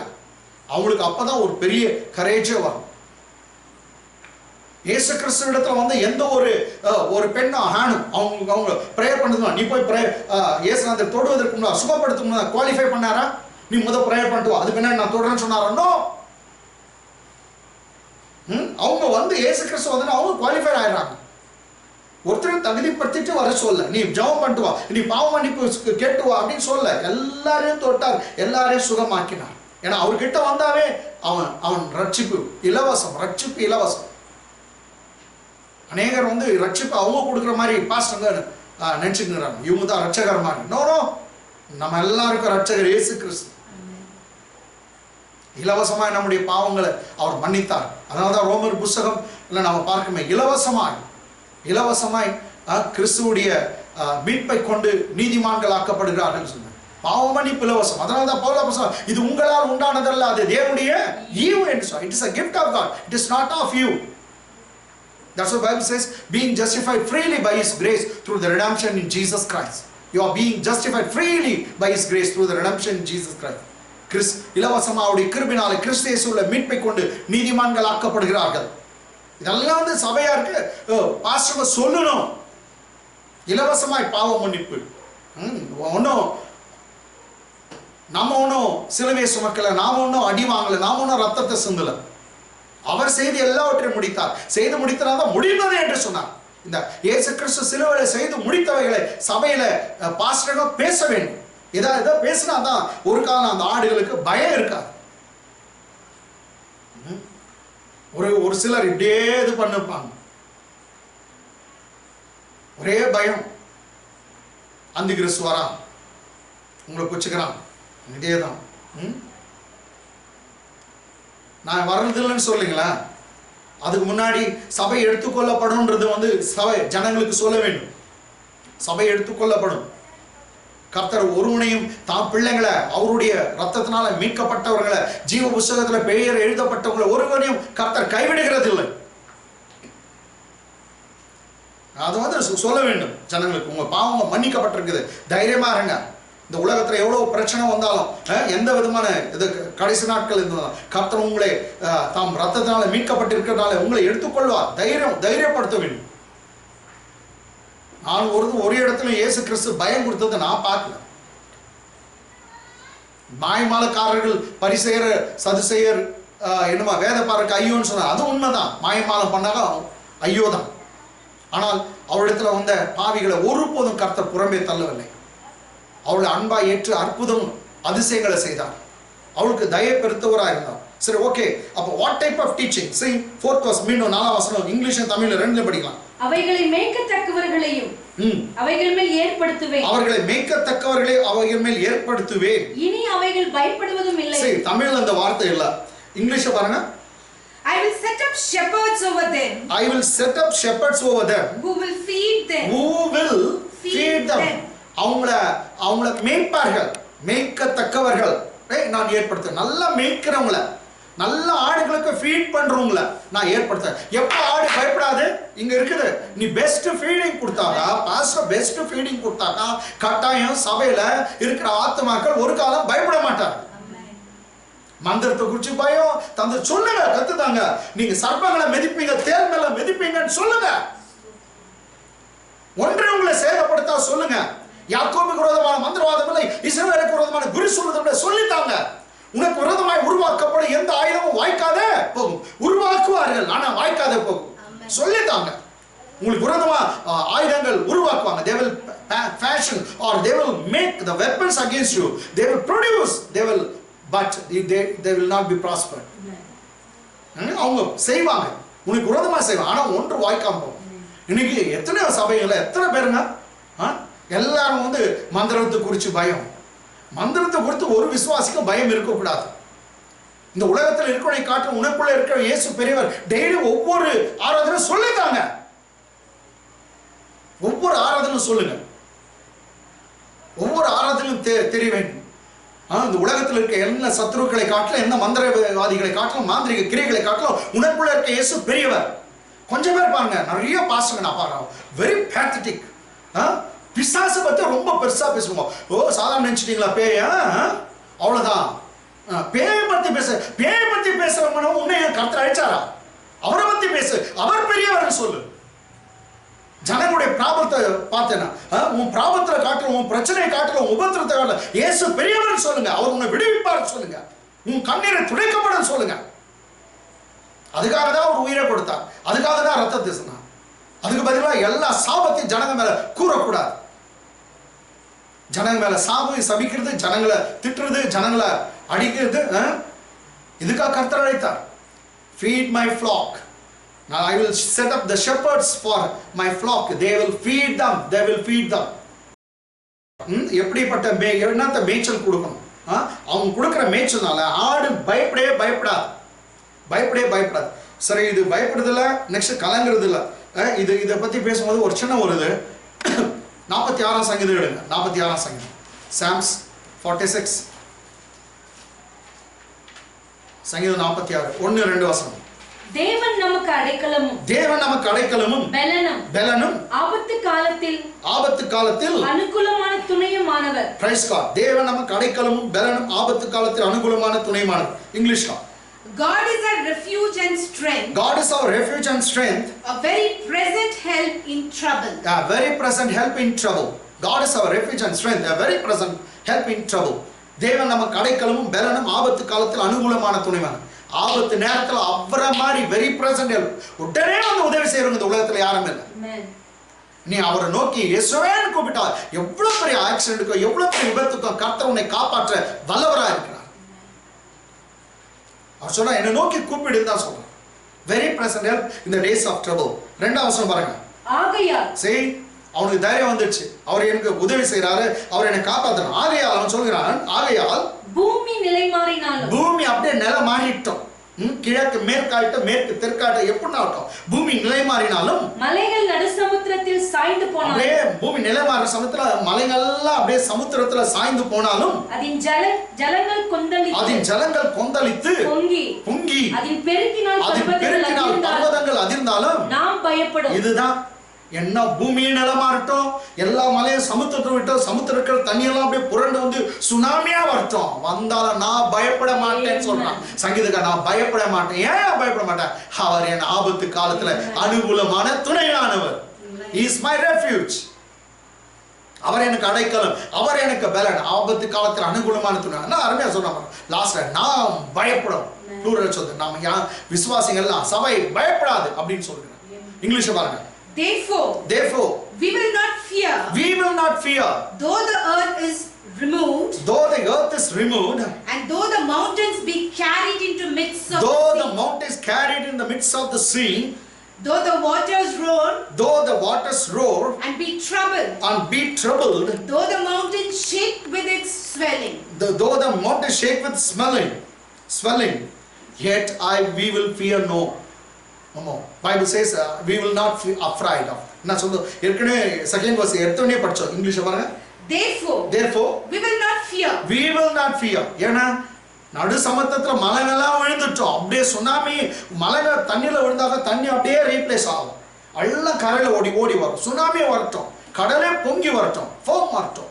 நான் சொன்னேன் நான் பயப்படும்.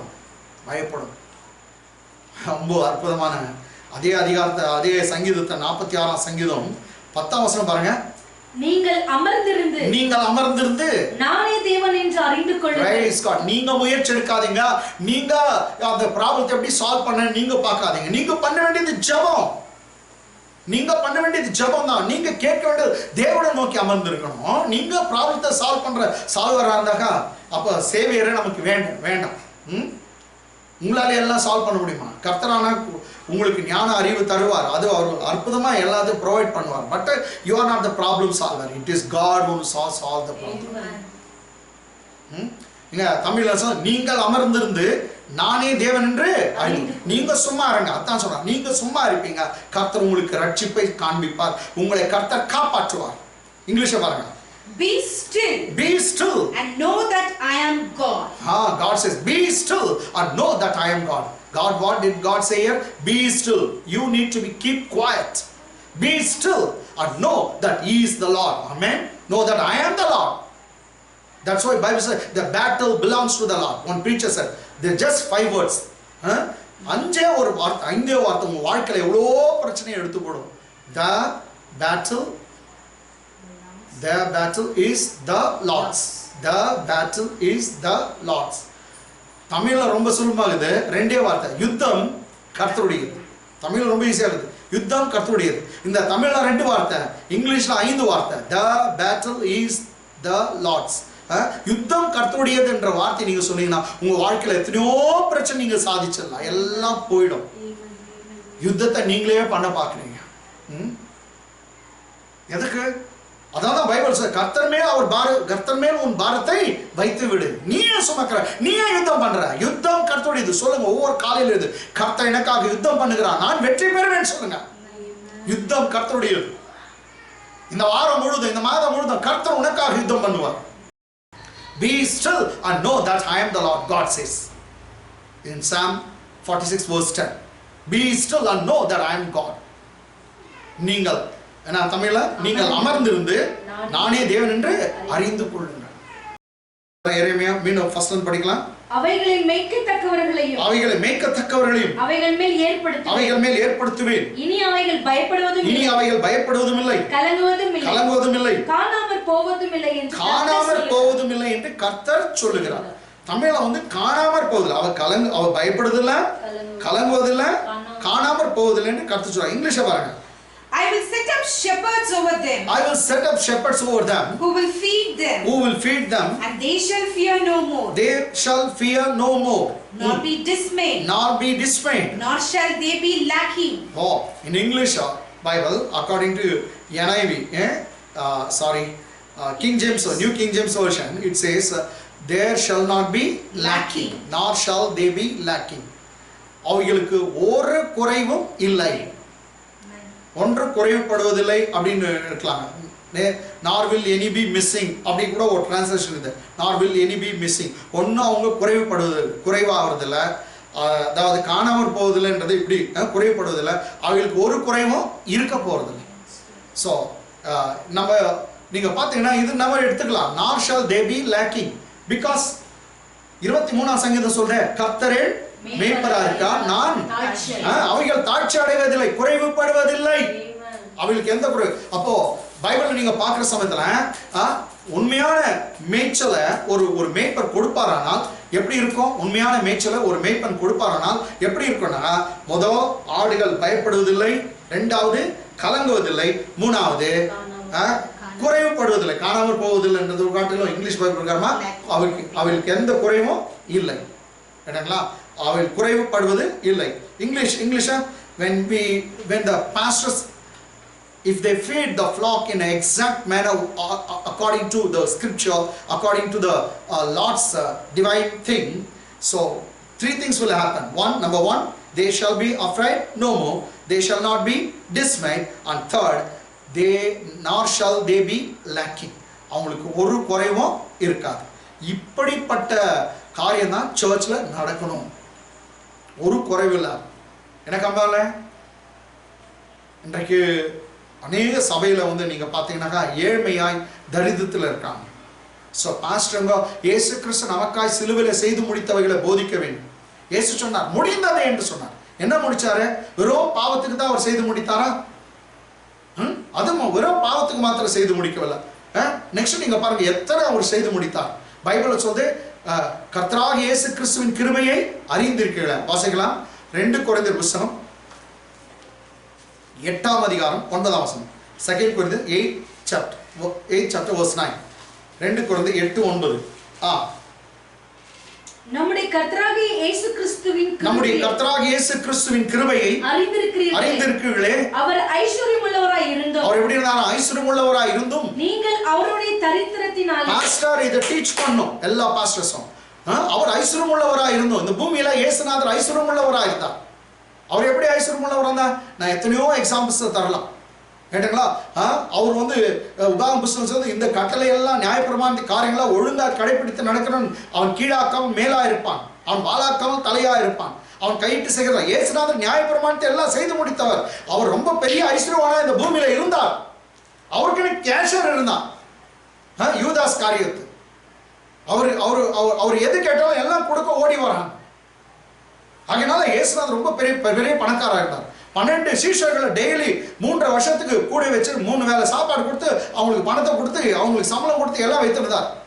ஒரு குறைவில்லை. அவனை கேட்கிறார் கடைசியில, நான் இவ்வளவு நாள் என் கூட இந்த என்ன குறைவு இருந்ததா? அவங்க ஒன்றும் குறைவில்லை என்றார். 12 பேருக்கு அவருக்கு டெய்லி அவங்களை ஃபீட் பண்ணார்.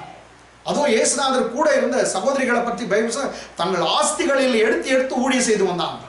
அவங்க இயேசுநாதருக்கு எல்லாம் காணிக்கைகளை கொடுத்து அவர்கள் தாங்கினார்கள். சொல்லி பெரிய பெரிய பணக்காட்சிகள் இருந்தார். இங்கிலீஷ்ல பாருங்க. For you know the grace of our Lord Jesus Christ. For you know the grace of our Lord Jesus Christ. That though he was rich, yet for your sake, he became poor. That you through his poverty, might become rich. Through his poverty you might become rich. அவருடைய தரித்திரத்தினால அவர் ஐஸ்வர்யமா இருந்தோ அவர் தரித்திரனானார். எந்த மாதிரினா தரித்திரமா? இந்த பூமியில அவர் சிலுவையிலே தரித்திரனானார். நம்முடைய தரித்திரங்களை ஏற்றுக்கொண்டார். அவர் தரித்திரனானார். Bible சொல்லுது அவர் தரித்திரனா மாறினால தாம் பிள்ளைங்க எல்லாமே ஐஸ்வர்யவான்களா மாற வேண்டும். நீங்க பைபிளை மாத்திரம் சரித்திரத்தை எங்கனா பாருங்க. காஸ்பல் எங்கெங்க போச்சோ படிக்காதவங்களாம் படிக்க ஆரம்பிச்சாங்க. சுவிசேஷம் போன இடத்துலலாம் தெளிவில்லாதவர்களுக்கு தெளிவு வந்தது. பயந்தவங்க எல்லாம் தைரியசாலி ஆகிறாங்க. குறைவா இருந்தவங்க ஏழ்மை தரித்திரத்தில் இருந்தவங்க எல்லாம் பெரிய பெரிய ஐஸ்வர்யவான்களா மாறினாங்க. இல்லிட்ரேட்ஸ் எல்லாம் லிட்ரேட்ஸா மாறினாங்க. ஆமாங்க, சுவிசேஷம் எந்தெந்த ஊருக்கு போச்சோ எந்தெந்த நாடுக்கு போச்சோ அங்க அறிவு உண்டாச்சு. அவங்களுக்கு விஞ்ஞான வளர்ச்சி வந்தது. நல்லா துணி போட ஆரம்பித்தாங்க. காட்டு மிராண்டி தினம் போச்சு. அவர்கள் வேலைக்கு போனார்கள், வேலை உழைத்தார்கள், எல்லாம் இன்வென்ஷன் பார்த்தா நிறைய கண்டுபிடித்தார்கள். நீங்க பார்த்து எல்லாம் ஐஸ்வர்யவான்களா மாறினாங்க. இந்த சுவிசேஷம் வந்து பைபிள் அர்த்தம் சொல்லுது, preach the gospel to the poor. Preach the gospel to the poor. Why we need to preach the gospel to the poor?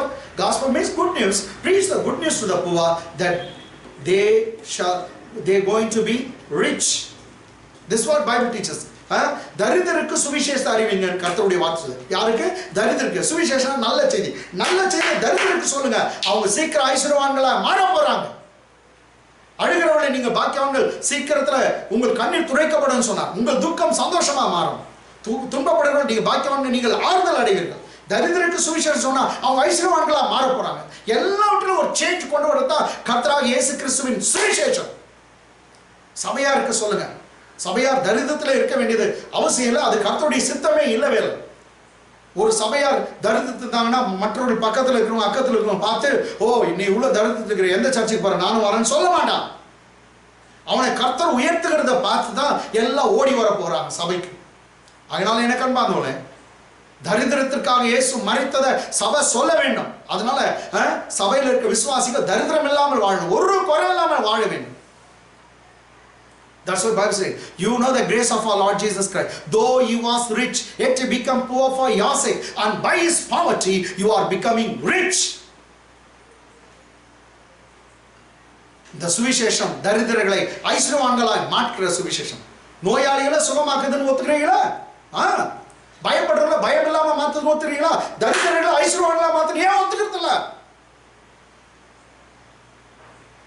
நோயாளிகளை சுகமாக்குதான் சுவிசேஷம். பாவிகளை ரட்சிக்குது. ஆனா தரித்திரனா விட்டுருதா? No no no. சுவிசேஷம் எல்லாவற்றிலும் ஹோலிஸ்டிக் காஸ்பல், எல்லாவற்றிலும் கர்த்தர் நமக்கு விடுதலை தர வருகிறார். சாபமே இல்ல. தரித்திரம் ஒரு சாபம், சாபமே இல்ல. தரித்திரன்றது ஒரு சாபம். வேணும்னா உபாகமம் புத்தகம் 21ஆம் அதிகாரத்தை படிச்சு பாருங்க. தரித்திரன்றது ரட்சிக்கப்பட்டு உங்களுக்கு வருதா, ரட்சிக்கப்படாதவங்களுக்கு வருதா பாருங்க. அது ஒரு சாபம். அதனால எனக்கு அன்பானவர்களே, சபையில் இருக்க போதகர்கள் ப்ளீஸ் தயவு செய்து விசுவாசிகளுக்கு இதெல்லாம் போதிக்க வேண்டும். இதெல்லாம் போதிச்சாதான் பைபிள்ல சொல்லுது அவங்க எப்படிப்பட்ட ஃபீடிங் தரணும், எப்படிப்பட்ட ஃபீடிங் இங்க இருக்குது. அவங்க அந்த ஆடுகளுக்கு கிடைக்கிற ஃபீடிங், அந்த ஆடுகளுக்கு கிடைக்கிற போஷாக்கு நிமித்தமாக அந்த மேய்ப்பர்கள் எப்படி மேய்க்கணும்னாக்கா, இனி அவைகள் பயப்படுவதும் இல்லை, 1, அவைகள் கலங்குவதில்லை, 2, 3வது அவைகள் காணாமற் போவதில்லை. இங்கிலீஷ் பிரகாரமா அவளுக்கு எந்த குறைவும் இல்லை. இங்கிலீஷ் பைபிள் பிரகாரம் எந்த குறைவும் இல்லை. ஓகே, இப்போ what type of feeding the pastor has to give or the shepherd has to feed the flock? நீங்க எப்படிப்பட்ட போஷாக்கு அவங்களுக்கு தரணும், எந்த விதமான மேய்ச்சலை தரணும்னு இதே அதிகாரத்துல 5-6 வசனங்களை நம்ம பார்க்கலாங்க. 23 அதிகாரம் எரேமியா 23 5-6 வசனம். இதோ நாட்கள் வரும் என்று கர்த்தர் சொல்லுகிறார். இதுவும் இயேசு கிறிஸ்துவை பத்தி தீர்க்கதரிசனமா உரைக்கிறது. இயேசு கிறிஸ்து வருவதற்கு சமயத்துல மேய்ப்பர்கள் வருவாங்க, அதை பத்தி சொல்லுச்சு. இதோ நாட்கள் வரும் என்று கர்த்தர் சொல்லுகிறார். அப்பொழுது தாவீதுக்கு ஒரு நீதியுள்ள கிளையை எழும்ப பண்ணுவேன். அவர் ராஜாவாய் இருந்து என்ன பண்ணார்? அவர் ராஜாவாய் இருந்து ஞானமாய் ராஜரிகம் பண்ணி பூமியிலே நியாயத்தையும் நீதியையும் நடப்பிப்பார். ஆமென். பூமியிலே நீதியாய் நியாயத்தையும் நீதியும் நடப்பிப்பார். தாவீதுக்கு ஒரு நீதி உள்ள கிளையை எழும்ப பண்ணுவேன். Behold, the days are coming, says the Lord, that I will raise to David a branch of righteousness. I will raise to David a branch of righteousness. A king shall reign. Who's that king? That is Jesus. A king shall reign and prosper and execute judgment and righteousness in the earth. Righteous in this earth. He will execute judgment, righteous in this earth. நீதியா நியாயமாய் அவர் நீதி நடப்பிப்பார். ஆமா, விபச்சாரம் பண்ண ஸ்திரீய கையுமையுமா பிடிச்சு கொண்டு வந்து நிறுத்தினாங்க. நீதியா நியாயம் திருத்தார் இல்லையா? அவன் சொல்றாங்க, இப்படிப்பட்டவங்கள நம்முடைய மோசையுடைய நியாயப்பிரமாணம் சொல்லி கல்லேந்து கொலை பண்ண வேண்டும். எல்லாம் கல்லு தூக்கிட்டு தான் வந்துட்டாங்க. பைபிள் சொல்ல சின்னவங்களது பெரிய வயசான தாத்தா மட்டும் ஏன் விபச்சாரம் பண்ணுவோம் ஒரு ஆண் இருந்திருக்கணுமே, அவனை ஏன் விட்டு வந்தாங்க? அதெல்லாம் பரவாயில்ல அவங்களுக்கு. இயேசுநாதர் மேல குற்றம் கண்டுபிடிக்க தான் வந்தாங்க. ஆனா நீதியா ஜட்ஜ் பண்ணாரு. பாத்தீங்களா? எதுக்கடா வந்தீங்க கேட்கிறா. எதுக்கு வந்தீங்க? அவ பாவி, இப்படிப்பட்டவளை வந்து கல் எடுத்து கொலை செய்ய வேண்டும். ஓஹோ, பாவின்றதுனால நீங்க அவங்க கொலை செய்யணும். உங்கள பாவம் எவனா எல்லாம் செய்யாட்டி அடிங்க ஃபர்ஸ்ட் கல்னு கேட்டு. என்ன அருமையான ஜட்ஜ்மெண்ட் பாத்தீங்களா? அவ பாவம் செய்தனால தான் அடிக்க வந்தீங்க. நீங்க பாவம் செய்யாதீங்கன்னா அடிங்க. அப்பதான் உங்களுக்கு தெரியுது, கண்ணு திறக்கப்படுது, நாங்களும் ஒரு பாவிகள்.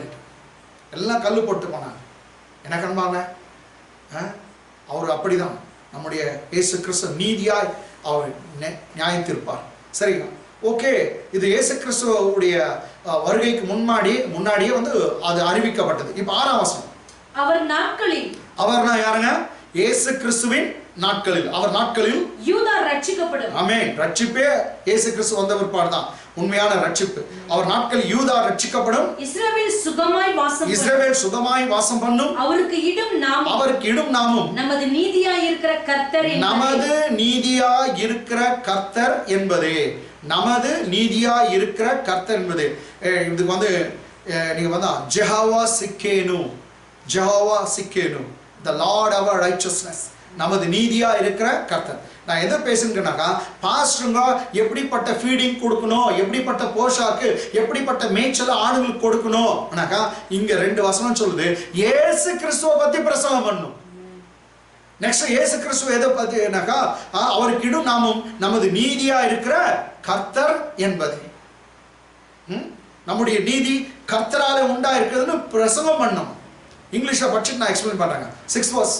In his days, Judah will be saved. That is, in his days means is represent Jesus. In Jesus' day, Judah will be saved.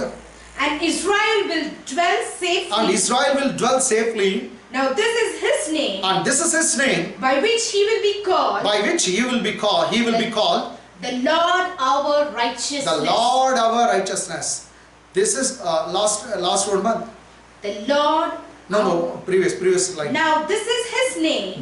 This is his name. By which he will be called. By which he will be called. The Lord our righteousness. People will call him the Lord our righteousness. Jehovah Sidkenu. The Lord our righteousness. அவருக்கு இடும் நாமம். அவர் என்னன்னு சொல்லி கூப்பிடுவாங்க அப்படின்னாக்கா, அவரே எங்கள் நீதியா இருக்கிற கர்த்தர். யெகோவா எங்களுடைய நீதி. இததான் நான் சொல்றேன். சுயநீதியை பத்தி பிரசங்கம் பண்ணக்கூடாது. கேட்டாங்களா? எந்த ஒரு மனுஷனும் நியாயப்பிரமாணத்தின் கிரியையினால நீதிமான் ஆகப்பட முடியாதுன்னு வசனம் சொல்லுது. ரோமர் 3ஆம் அதிகாரம் 20ஆம் வசனம் வாசித்து பாருங்க. 21 வாசித்து பாருங்க. கலாத்தியர் 2ஆம் அதிகாரம் 15-16 வாசித்து பாருங்க. கலாத்தியர் 3:11 வாசித்து பாருங்க. 4 ஃப்ரூட் நான் சொல்லியிருக்கேன். Galatians 3 3rd chapter verse 11, Galatians 2 15th and 16th verse. All this verse says, no flesh will be justified in his sight. No flesh will be justified in his sight by the works of the law, by the works of the law. நியாய பிரமாணத்தின் கிரியையினால எந்த ஒரு மனுஷனும் நீதிமான் ஆக்க முடியாது. அப்ப எப்படிதான் நீதிமான் ஆவது? பைபிள்ல சொல்லுது, விசுவாசனால இயேசு கிறிஸ்து என் பாவங்களுக்காக மரித்தார், என் அக்கிரமத்துக்காக மரித்தார், என் பாவத்தை எல்லாம் அவர் ஏற்றுக்கொண்டார், இனி நான் பாவத்தை சுமக்க அவசியம் இல்லை.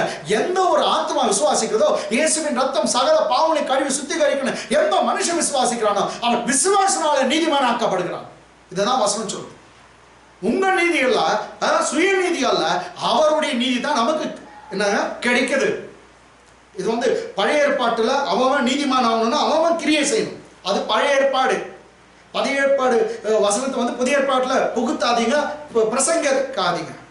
பழைய ஏற்பாடுல அவன் நீதிமான் ஆகணும்னாக்கா நியாய பிரமாணத்தெல்லாம் கை கொண்டு மற்ற நியமங்கள்லாம் சட்டத்தை எல்லாம் கரெக்டா கை கொண்டு அவனே நீதிமான். இதுதான் எசேக்கியேல் புத்தகம் 18ஆம் அதிகாரம் 9ஆம் வசனம் சொல்லுது. அவனே நீதிமானோட டெஃபினிஷன் அங்கதான் இருக்கு. எல்லாத்தையும் கை கொண்டாதான். ஆனா ஒரு நாள் கை கொள்ள முடியாது வசனம் சொல்லிட்டு. நெக்ஸ்ட் எப்படி நீதிமான் ஆகுது? ரொம்ப அற்புதமா இருக்குது. நீங்க ரோமர் நிருபம் 3ஆம் அதிகாரம் 20, 21, 22 நீங்க படிச்சு பார்த்தீங்கன்னாக்கா விசுவாசம் கிரியையினால் அல்ல, இயேசு கிறிஸ்து மேல ஒருத்தன் விசுவாசம் வச்சாவே இப்பதான் அவன் கிறிஸ்துவனா வந்திருக்கான், இப்பதான் அவன் இயேசு வச்சான், அன்னைக்கு அவன் நீதிமான். அவன் நீதியின் கிரியை செய்யறதுனால நீதிமான் அல்ல. ஒருத்தர் எல்லா நீதியின் கிரியை செய்து முடித்தார், அவரை விசுவாசிக்கிறதுனால தான் அவன் நீதிமான். இத பிரீச் பண்ணு. The Lord is our righteousness. நீயே உனக்கு நீதி இல்ல, இல்ல உங்க அப்பா உனக்கு நீதி இல்ல, உன் குடும்பமுடைய நீதி உனக்கு வராது. ஏன்னா கர்த்தர் தான் நீதி உனக்கு, கர்த்தர் தான் நீதியா இருக்க கர்த்தர். Jehovah சிக்கேனு. The Lord is our righteousness. நமக்கு நீதியா இருக்கிறவர் கர்த்தரே. அதனால தான் இயேசுநாதர் ரொம்ப சொன்னார், நமக்கு எல்லாருக்கும் தெரிந்த வசனம். ஏன்னா வேணுமா வாசித்து பாருங்க. மத்தேயு சுவிசேஷம் 6ஆம் அதிகாரம் 33ஆம் வசனம், கடைசி வசனம். கடைசியா 33 படிங்க. 6ஆம் அதிகாரம் 33. மத்தேயு 6:33. முதலாவது தேவனுடைய ராஜ்யத்தையும், எதை தேடணுமா பாரு, தேவனுடைய ராஜ்யத்தையும் அவருடைய நீதியையும் தேடுங்க. நீதியை தேடுன்னு சொல்ல, யாருடைய நீதி? அவர் யெகோவா, அவர்தான் நமக்கு நீதியா இருக்க கர்த்தர். முதலாவது அவருடைய ராஜ்யத்தையும் அவருடைய நீதியை தேடுங்க, அப்பொழுது இவையெல்லாம் உங்களுக்கு கூட கொடுக்கப்படும். நல்லா பைபிள் ரொம்ப தெளிவா சொல்லுது, அவருடைய நீதியை தேடு. இன்னைக்கு சுயநீதியை தேடுகிறான். சுயநீதி, உன் சுயநீதி உனக்கு ஒன்றும் வேலைக்கு உதவாதுப்பா. சுயநீதி அல்ல, அவருடைய நீதி தேடு. இங்கிலீஷ் பாருங்க.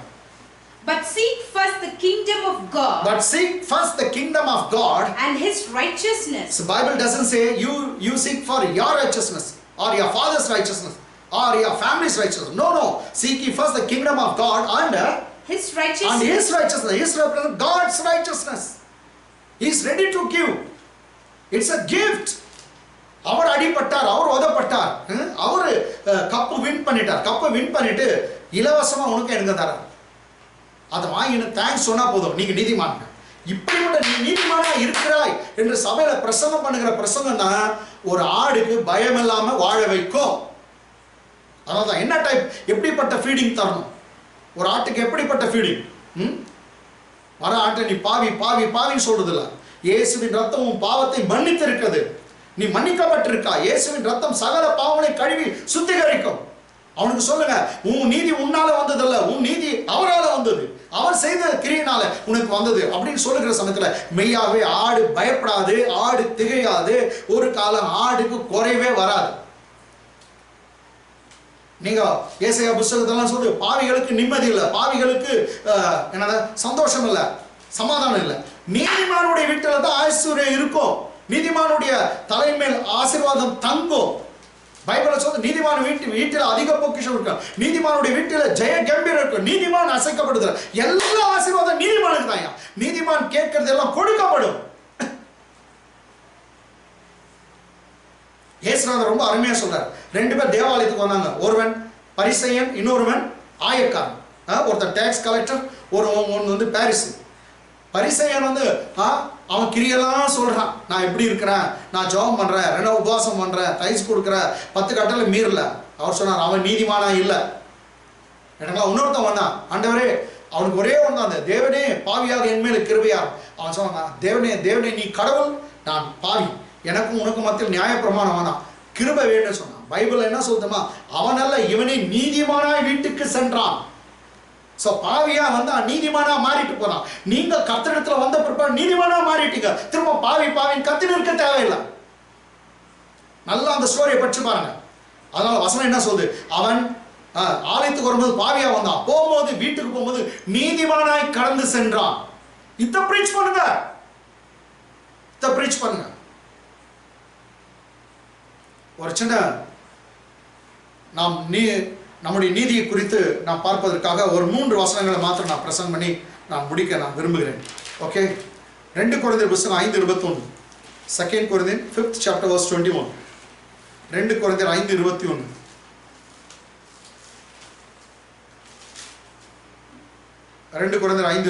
நாம் அவருக்குள் தேவனுடைய நீதியாகும்படிக்கு, சரி, நாம் கிறிஸ்துவுக்குள், அவருக்குள்னா கிறிஸ்துவுக்குள், அவருக்குள் தேவனுடைய நீதியாகும்படிக்கு, கர்த்தர் பாரு நம்ம நீதிமான் ஆக்குவதற்காக நாம் அவருக்குள் தேவனுடைய நீதியாகும்படிக்கு பாவம் அறியாத அவரை, பாவமே அறியாத இயேசுவை நமக்காக பிதாவாகிய தேவன் பாவமாக்கினார். பாவம் அறியாத இயேசுவை நமக்காக பாவமாக்கி நீதியை அறியாத நம்ம நீதிமானா மாத்தினார்னு. அதுவும் தேவனுடைய நீதி நமக்கு இலவசமாக கிடைத்ததாம் கிறிஸ்துவுக்குள். இன்னொரு முறை படிக்கட்டும். நாம் அவருக்குள், பாஸ்டர்ஸ், ஊழியக்காரங்க, சபை விசுவாசிகள் எல்லாம் கவனிங்க. நாம் நம்ம பத்தி பேசுது. மீண்டும் படிமா, நாம் அவருக்குள் தேவனுடைய நீதியாகும்படி. Price God. எந்த நீதி நமக்கு கிடைச்சதாம்? தேவனுடைய நீதி. தேவனுடைய நீதி கிடைத்தனால் நான் நீதிமான்.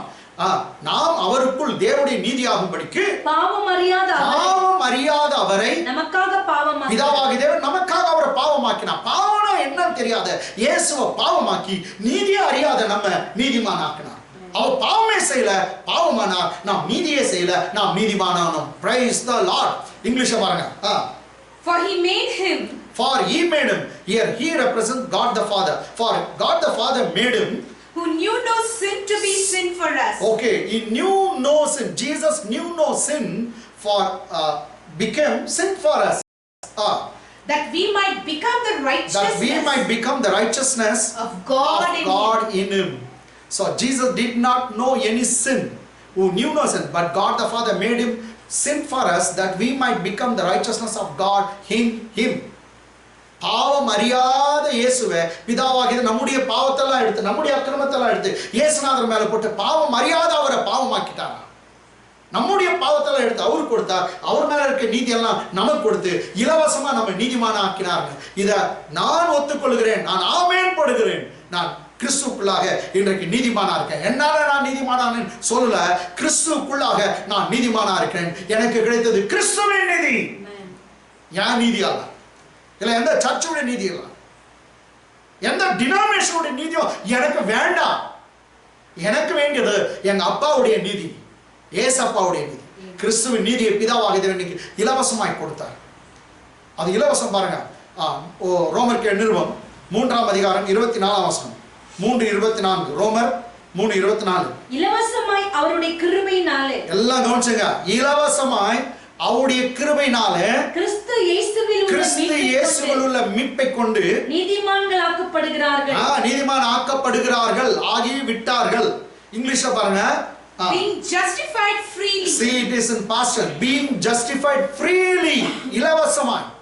Being justified freely by his grace, through the redemption that is in Christ Jesus. That is in Christ Jesus. Being justified freely by his grace through the redemption in Jesus Christ, in Christ Jesus. இலவசமாய். உன் party ஏன் part ஒன்றும் இல்லை, உன் கிரியா எதுவும் தேவையில்லை, நானும் நீ எதுவும் பே பண்ண தேவையில்லை, நீ நான் எதுவும் கிரியை செலுத்த தேவையில்லை. இலவசமாய் அவருடைய கிருபையினால, கிருபைன்றது gift, இலவசமாய் கிடைச்சிச்சு. அவருடைய கிருபையினால கிறிஸ்து இயேசுவுள்ள மீட்பை கொண்டு நீ நாம் நீதிமான்கள் ஆக்கப்பட்டோம். அல்லேலூயா. It's a free gift of God. It is not of you. இது உங்களால உண்டானதல்ல, இது தேவனுடைய ஈவு, இலவசம். இலவசமா உன் பார்ட் ஒண்ணு இல்ல, ஏன் பார்ட் ஒண்ணு இல்ல, அது அப்பா ஏசப்பா செய்தது. அவர் உனக்காக செய்தார். இலவசமா அவருடைய ரத்தத்தினால கழுவி நாம் நீதிமான்களாக்கப்படுகிறோம். கேட்டீங்களா?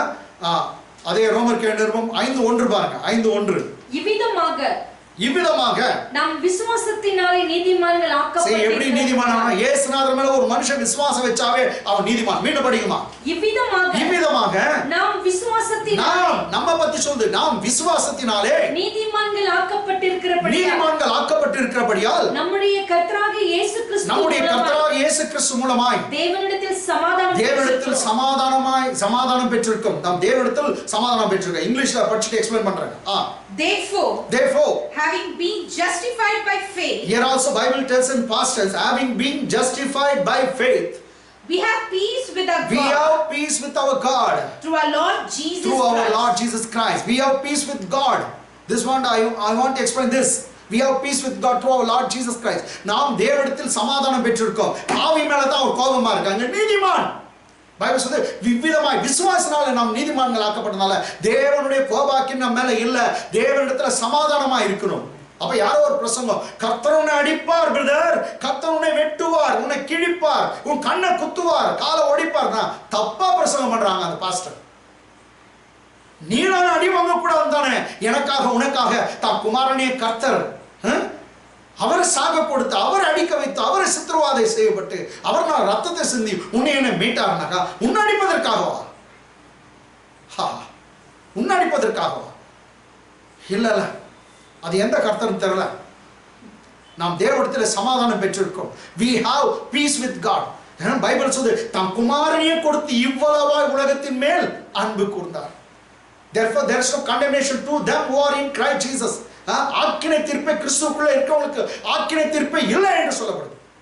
ஆக்கினை செலுத்துகிற ஊழியம் வேண்டாம்.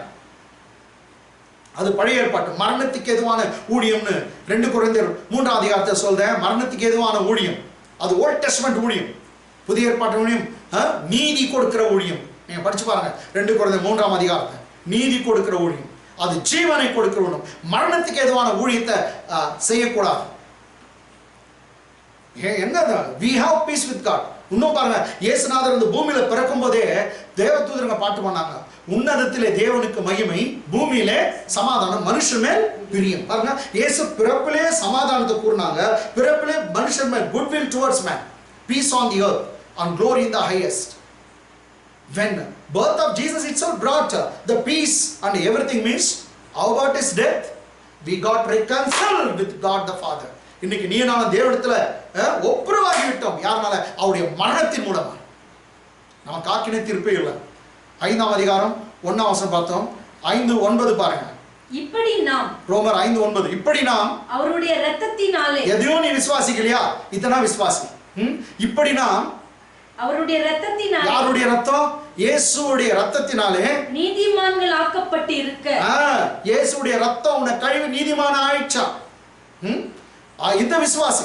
ஏதோ விசுவாசிக்காவிட்டால் இது விசுவாசி. எப்படியோ விசுவாசினால தான் நீதிமான் ஆக முடியும். நீ எதை விசுவாசிக்கிறியோ, இயேசுவின் ரத்தத்தை நீ விசுவாசினால தான் நீதிமான் ஆக முடியும். மீண்டும் படிமா. இப்படி நாம் அவருடைய இரத்தத்தினாலே, நம்ம பத்தி தான் நாம் எல்லாரும் அவருடைய இரத்தத்தினாலே நீதிமான்கள் ஆக்கப்பட்டிருக்க, கோபாக்கினைக்கு நீங்களாக அவராலே நாம் ரட்சிக்கப்படுவது அதிக நிச்சயமாமே. மீண்டும் பார்த்தீங்களா? சமாதானம் மாத்திரம் இல்ல, கோபாக்கினை இல்லையா?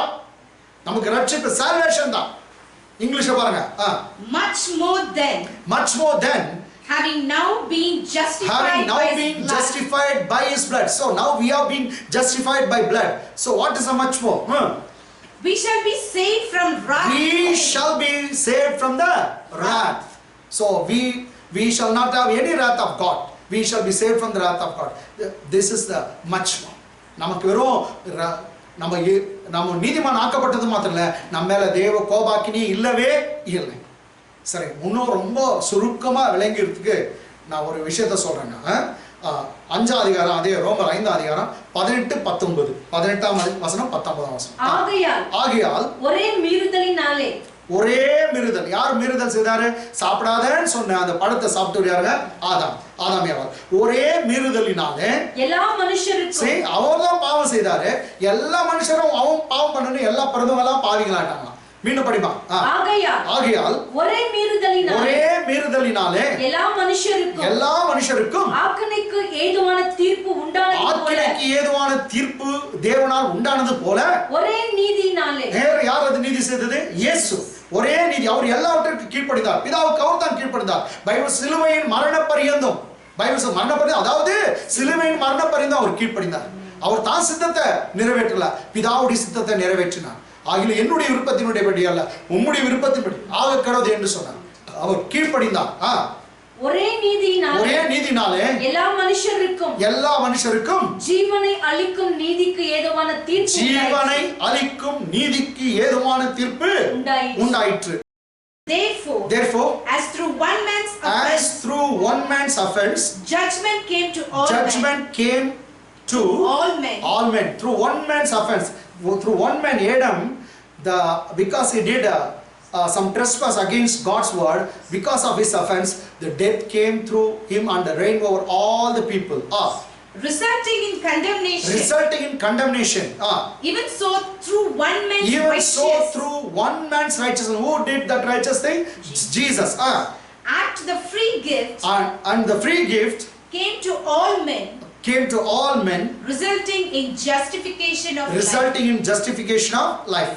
ஒரு சமயம் 18ஆம் வசனம் எனக்கு ஒன்றும் புரியல பாஸ்டர், ஏன்னா ஒரு மனுஷன் ரொம்ப ஈஸியாக வரங்க. ஒரு மனுஷன் ஆதாம் பாவம் செய்தான், எல்லாம் பாவம் ஆயிட்டாங்க, அப்படியாப்பட்ட அப்படியாப்பட்ட தீர்ப்பு வந்துச்சு. ஒரு மனுஷன் நீதி செய்தார், அது இயேசு கிறிஸ்து. அவர் மூலமா எல்லாரும் நீதிமான அவர் தீர்ப்பு வந்து 19ஆம் வசனம் ரொம்ப தெளிவா சொல்லும், ஈஸியா புரிஞ்சுக்கலாம். அப்படிங்க. அன்றியும் ஒரே மனுஷனுடைய கீழ்ப்படியாமையினாலே, ஒரே மனுஷன் கீழ்ப்படியாம போனாங்க. யாருங்க? ஆதாமுடைய கீழ்ப்படியாமையினாலே அநேகர் பாவிகள் ஆக்கப்பட்டது போல ஒருவருடைய கீழ்ப்படிதல், யார் ஒருத்தர் கீழ்ப்படிந்தாரு? இயேசு கிறிஸ்து கீழ்ப்படிதனாலே அநேகர் நீதிமான்கள் ஆக்கப்படுவார்கள். Praise God. ஆதாம் பாவம் செய்தான், எல்லாம் பாவம் ஆயிட்டாங்க. ஆதாமுக்குள்ள கிறிஸ்து நீதி செய்தார், அவருக்குள்ள எல்லாமே நீதிமான். அவர் விசுவாசிகளா நீதிமான். ஈஸியா புரிஞ்சுக்கலாம். ஒரு மனுஷனால பாவம் வந்துச்சு, ஒரு மனுஷனால் நீதி வந்துச்சு. ஒரு மனுஷன் பாவம் செய்தார், எல்லாமே பாவத்துக்கு உட்பட்டார்கள். ஒரு மனிதன் பாவமே செய்யாமல் நீதி செய்தார், அவர் மூலமா எல்லாமே நீதிமான்கள் ஆக்கப்படுறாங்க. இங்கிலீஷ படிச்சு முடிச்சிடலாங்க. For as by one man's disobedience many were made sinners, so also by one man's obedience that Jesus obeyed till his death, even to the death of Calvary cross, many will be made righteous. So because of one man's obedience, many will be made righteous. You are righteous because not because of your righteousness, it's because of Christ's righteousness. You are righteous today. ஒரு மனிதன் கீழ்ப்படிந்தால நாம் எல்லாம் நீதிமான்களாகணும். உன் நீதி இல்லைங்க, கர்த்தருடைய நீதி. ரைட்டுங்களா? இதை தான் ப்ரீச் பண்ணோன்னு எரேமியா புத்தகம் சொல்லுது. மேய்ப்பருங்க இப்படிப்பட்ட ஃபீடிங், இப்படிப்பட்ட போஷாக்கு, இப்படிப்பட்ட மேய்ச்சலை ஆடுகளுக்கு கொடுத்தா நீ நீதிமான் அவங்களுக்கு காமிச்சா, கர்த்தரே உனக்கு நீதியா இருக்கிறார் நீ காண்பிக்கும் போது 3 காரியம் நடக்கும். அவைகள் பயப்படுவதில்லை, ஆடுகள் அவைகள் கலக்கம் அடைவதில்லை, அவைகள் குறைவுபடுவதும் இல்லை, காணாமற் போவதும் இல்லை. காணாமலும் போகாது, குறைவும் இருக்காது. These are the things will happen when the right feeding in the church. Better you tell the people are righteous, but not because of the righteousness of God. It's a free gift. It's a free gift in New Testament. இந்த புதிய ஏற்பாட்டில் அது இலவசமாய் உனக்கு எனக்கு கொடுக்கிற வெகுமதி, அது ஈவு, வெகுமதியுடைய ஈவு. அதனால இதை நம்ம பிரசங்கம் பண்ணும்போது மெய்யாவே ஆடுகள் பயப்படாது இருக்கும், கலக்கம் அடையாது, குறைவுபடுவதில்லை, காணப்படாமல் போவதும் இல்லை. கர்த்தர் உங்களை ஆசீர்வதிப்பார். ஜெபிக்கலாம். நல்ல தகப்பனே, நல்ல வேலைக்காக நன்றி உள்ளத்தோடு ஸ்தோத்திரிக்கிறேன். இயேசு கிறிஸ்துவை மேய்ப்பனாகும் அப்பா, சபையில் இருக்கிற எல்லா விசுவாசிகளும், இந்த உலகத்தில் இருக்கிற எல்லா மனுஷர்களும் ஆடுகளாய் கொண்டு உருவகப்படுத்தி நீ எங்களுக்கு காண்பித்ததுக்காக நன்றி. இந்த நாட்களில் மேய்ப்பர்கள் எப்படிப்பட்ட போஷாக்கு, எப்படிப்பட்ட ஃபீடிங், எப்படிப்பட்ட மேய்ச்சலை கொடுக்க வேண்டும் என்று ஆடுகளுக்கு நீ போதித்ததுக்காக நன்றி. அப்பா, நல்ல மேய்ப்பனாக இயேசுவை போல ஒவ்வொரு மேய்ப்பர்களாகி நாங்கள் மாறுவதற்கு டேடி அருள் புரியும். உன் கிருபை எங்களுக்கு தாரம் அப்பா, இரக்கத்தாரம். ஆம் தப்பனை பிரதான மேய்ப்பர் வெளிப்படும் போது அப்பா, வாடாத கிரீடம், ஜீவ கிரீடத்தை நாங்கள் பெற்றுக்கொள்ளத்தக்கதாக மேய்ப்பர்களாக எங்களுக்கு எல்லாருக்கும் உதவி செய்யும். ஆடுகளுக்கு எல்லாம் அப்பா இந்த மாதம் முழுவதும், இந்த வாரம் முழுவதும் நீ பாதுகாப்பீராக. நீங்க பாதுகாக்க வல்லவராக இருக்கிறதுக்காக நீ துரத்துண்டவைகளை மீண்டுமாய் திருப்பி கொண்டு வருகிற தேவன், அவளை பாதுகாக்க வல்லவர் அப்பா. ஒரு குறையில்லாதபடி ஆடுகளை நீ போஷிக்க வல்லவராக இருக்கிறதுக்காக நன்றி. ஆம், குறையெல்லாம் கிறிஸ்து இயேசுக்குள் மகிமை நிறைவாகும் என்ற வார்த்தைக்காக நன்றி. அந்த ஒவ்வொரு ஆசீர்வாதம் கிருபைகள் ஒவ்வொரு வீடு மேலும் ஒவ்வொரு குடும்பங்க மேலும் எங்க சபை மேலும் சபை மக்கள் மேலும் ஊழியக்காரர்கள் எல்லார் மேலும் தங்கி இருப்பதாக எல்லாரையும் ஆசீர்வதியும் நசனாகிய இயேசுவின் நாமத்தில் ஜெபங்கள் நல்ல பிதாவே ஆமென். தலைகளை தாழ்த்தி தேவனுடைய ஆசீர்வாதத்தை பெற்றுக்கொள்வோம். நம்முடைய பிதாவாகிய தேவனுடைய அன்பும் குமாரனாகிய இயேசு கிறிஸ்துவின் கிருபையும் பரிசுத்த ஆவியானவருடைய அன்பு ஐக்கியமும் சவகாசமும் வெற்றியும் வாழ்வும் ஜெயமும் மகிமையும் நம் அனைவரோடும் சகல பரிசுத்தவான்களோடும் சகல ஊழியர்களோடும் இன்றும் என்றும் சதா காலம் தங்கியிருப்பதாக ஆமென். எல்லாரும் சேர்ந்து ஒன்றாக சொல்லலாம். என் ஆத்துமாவே கர்த்தரை ஸ்தோத்திரி, என் மூலமே அவருடைய பரிசுத்த நாமத்தை ஸ்தோத்திரி. என் ஆத்துமாவே கர்த்தரை ஸ்தோத்திரி, கர்த்தர் சகல பாவம். God bless you. God bless you.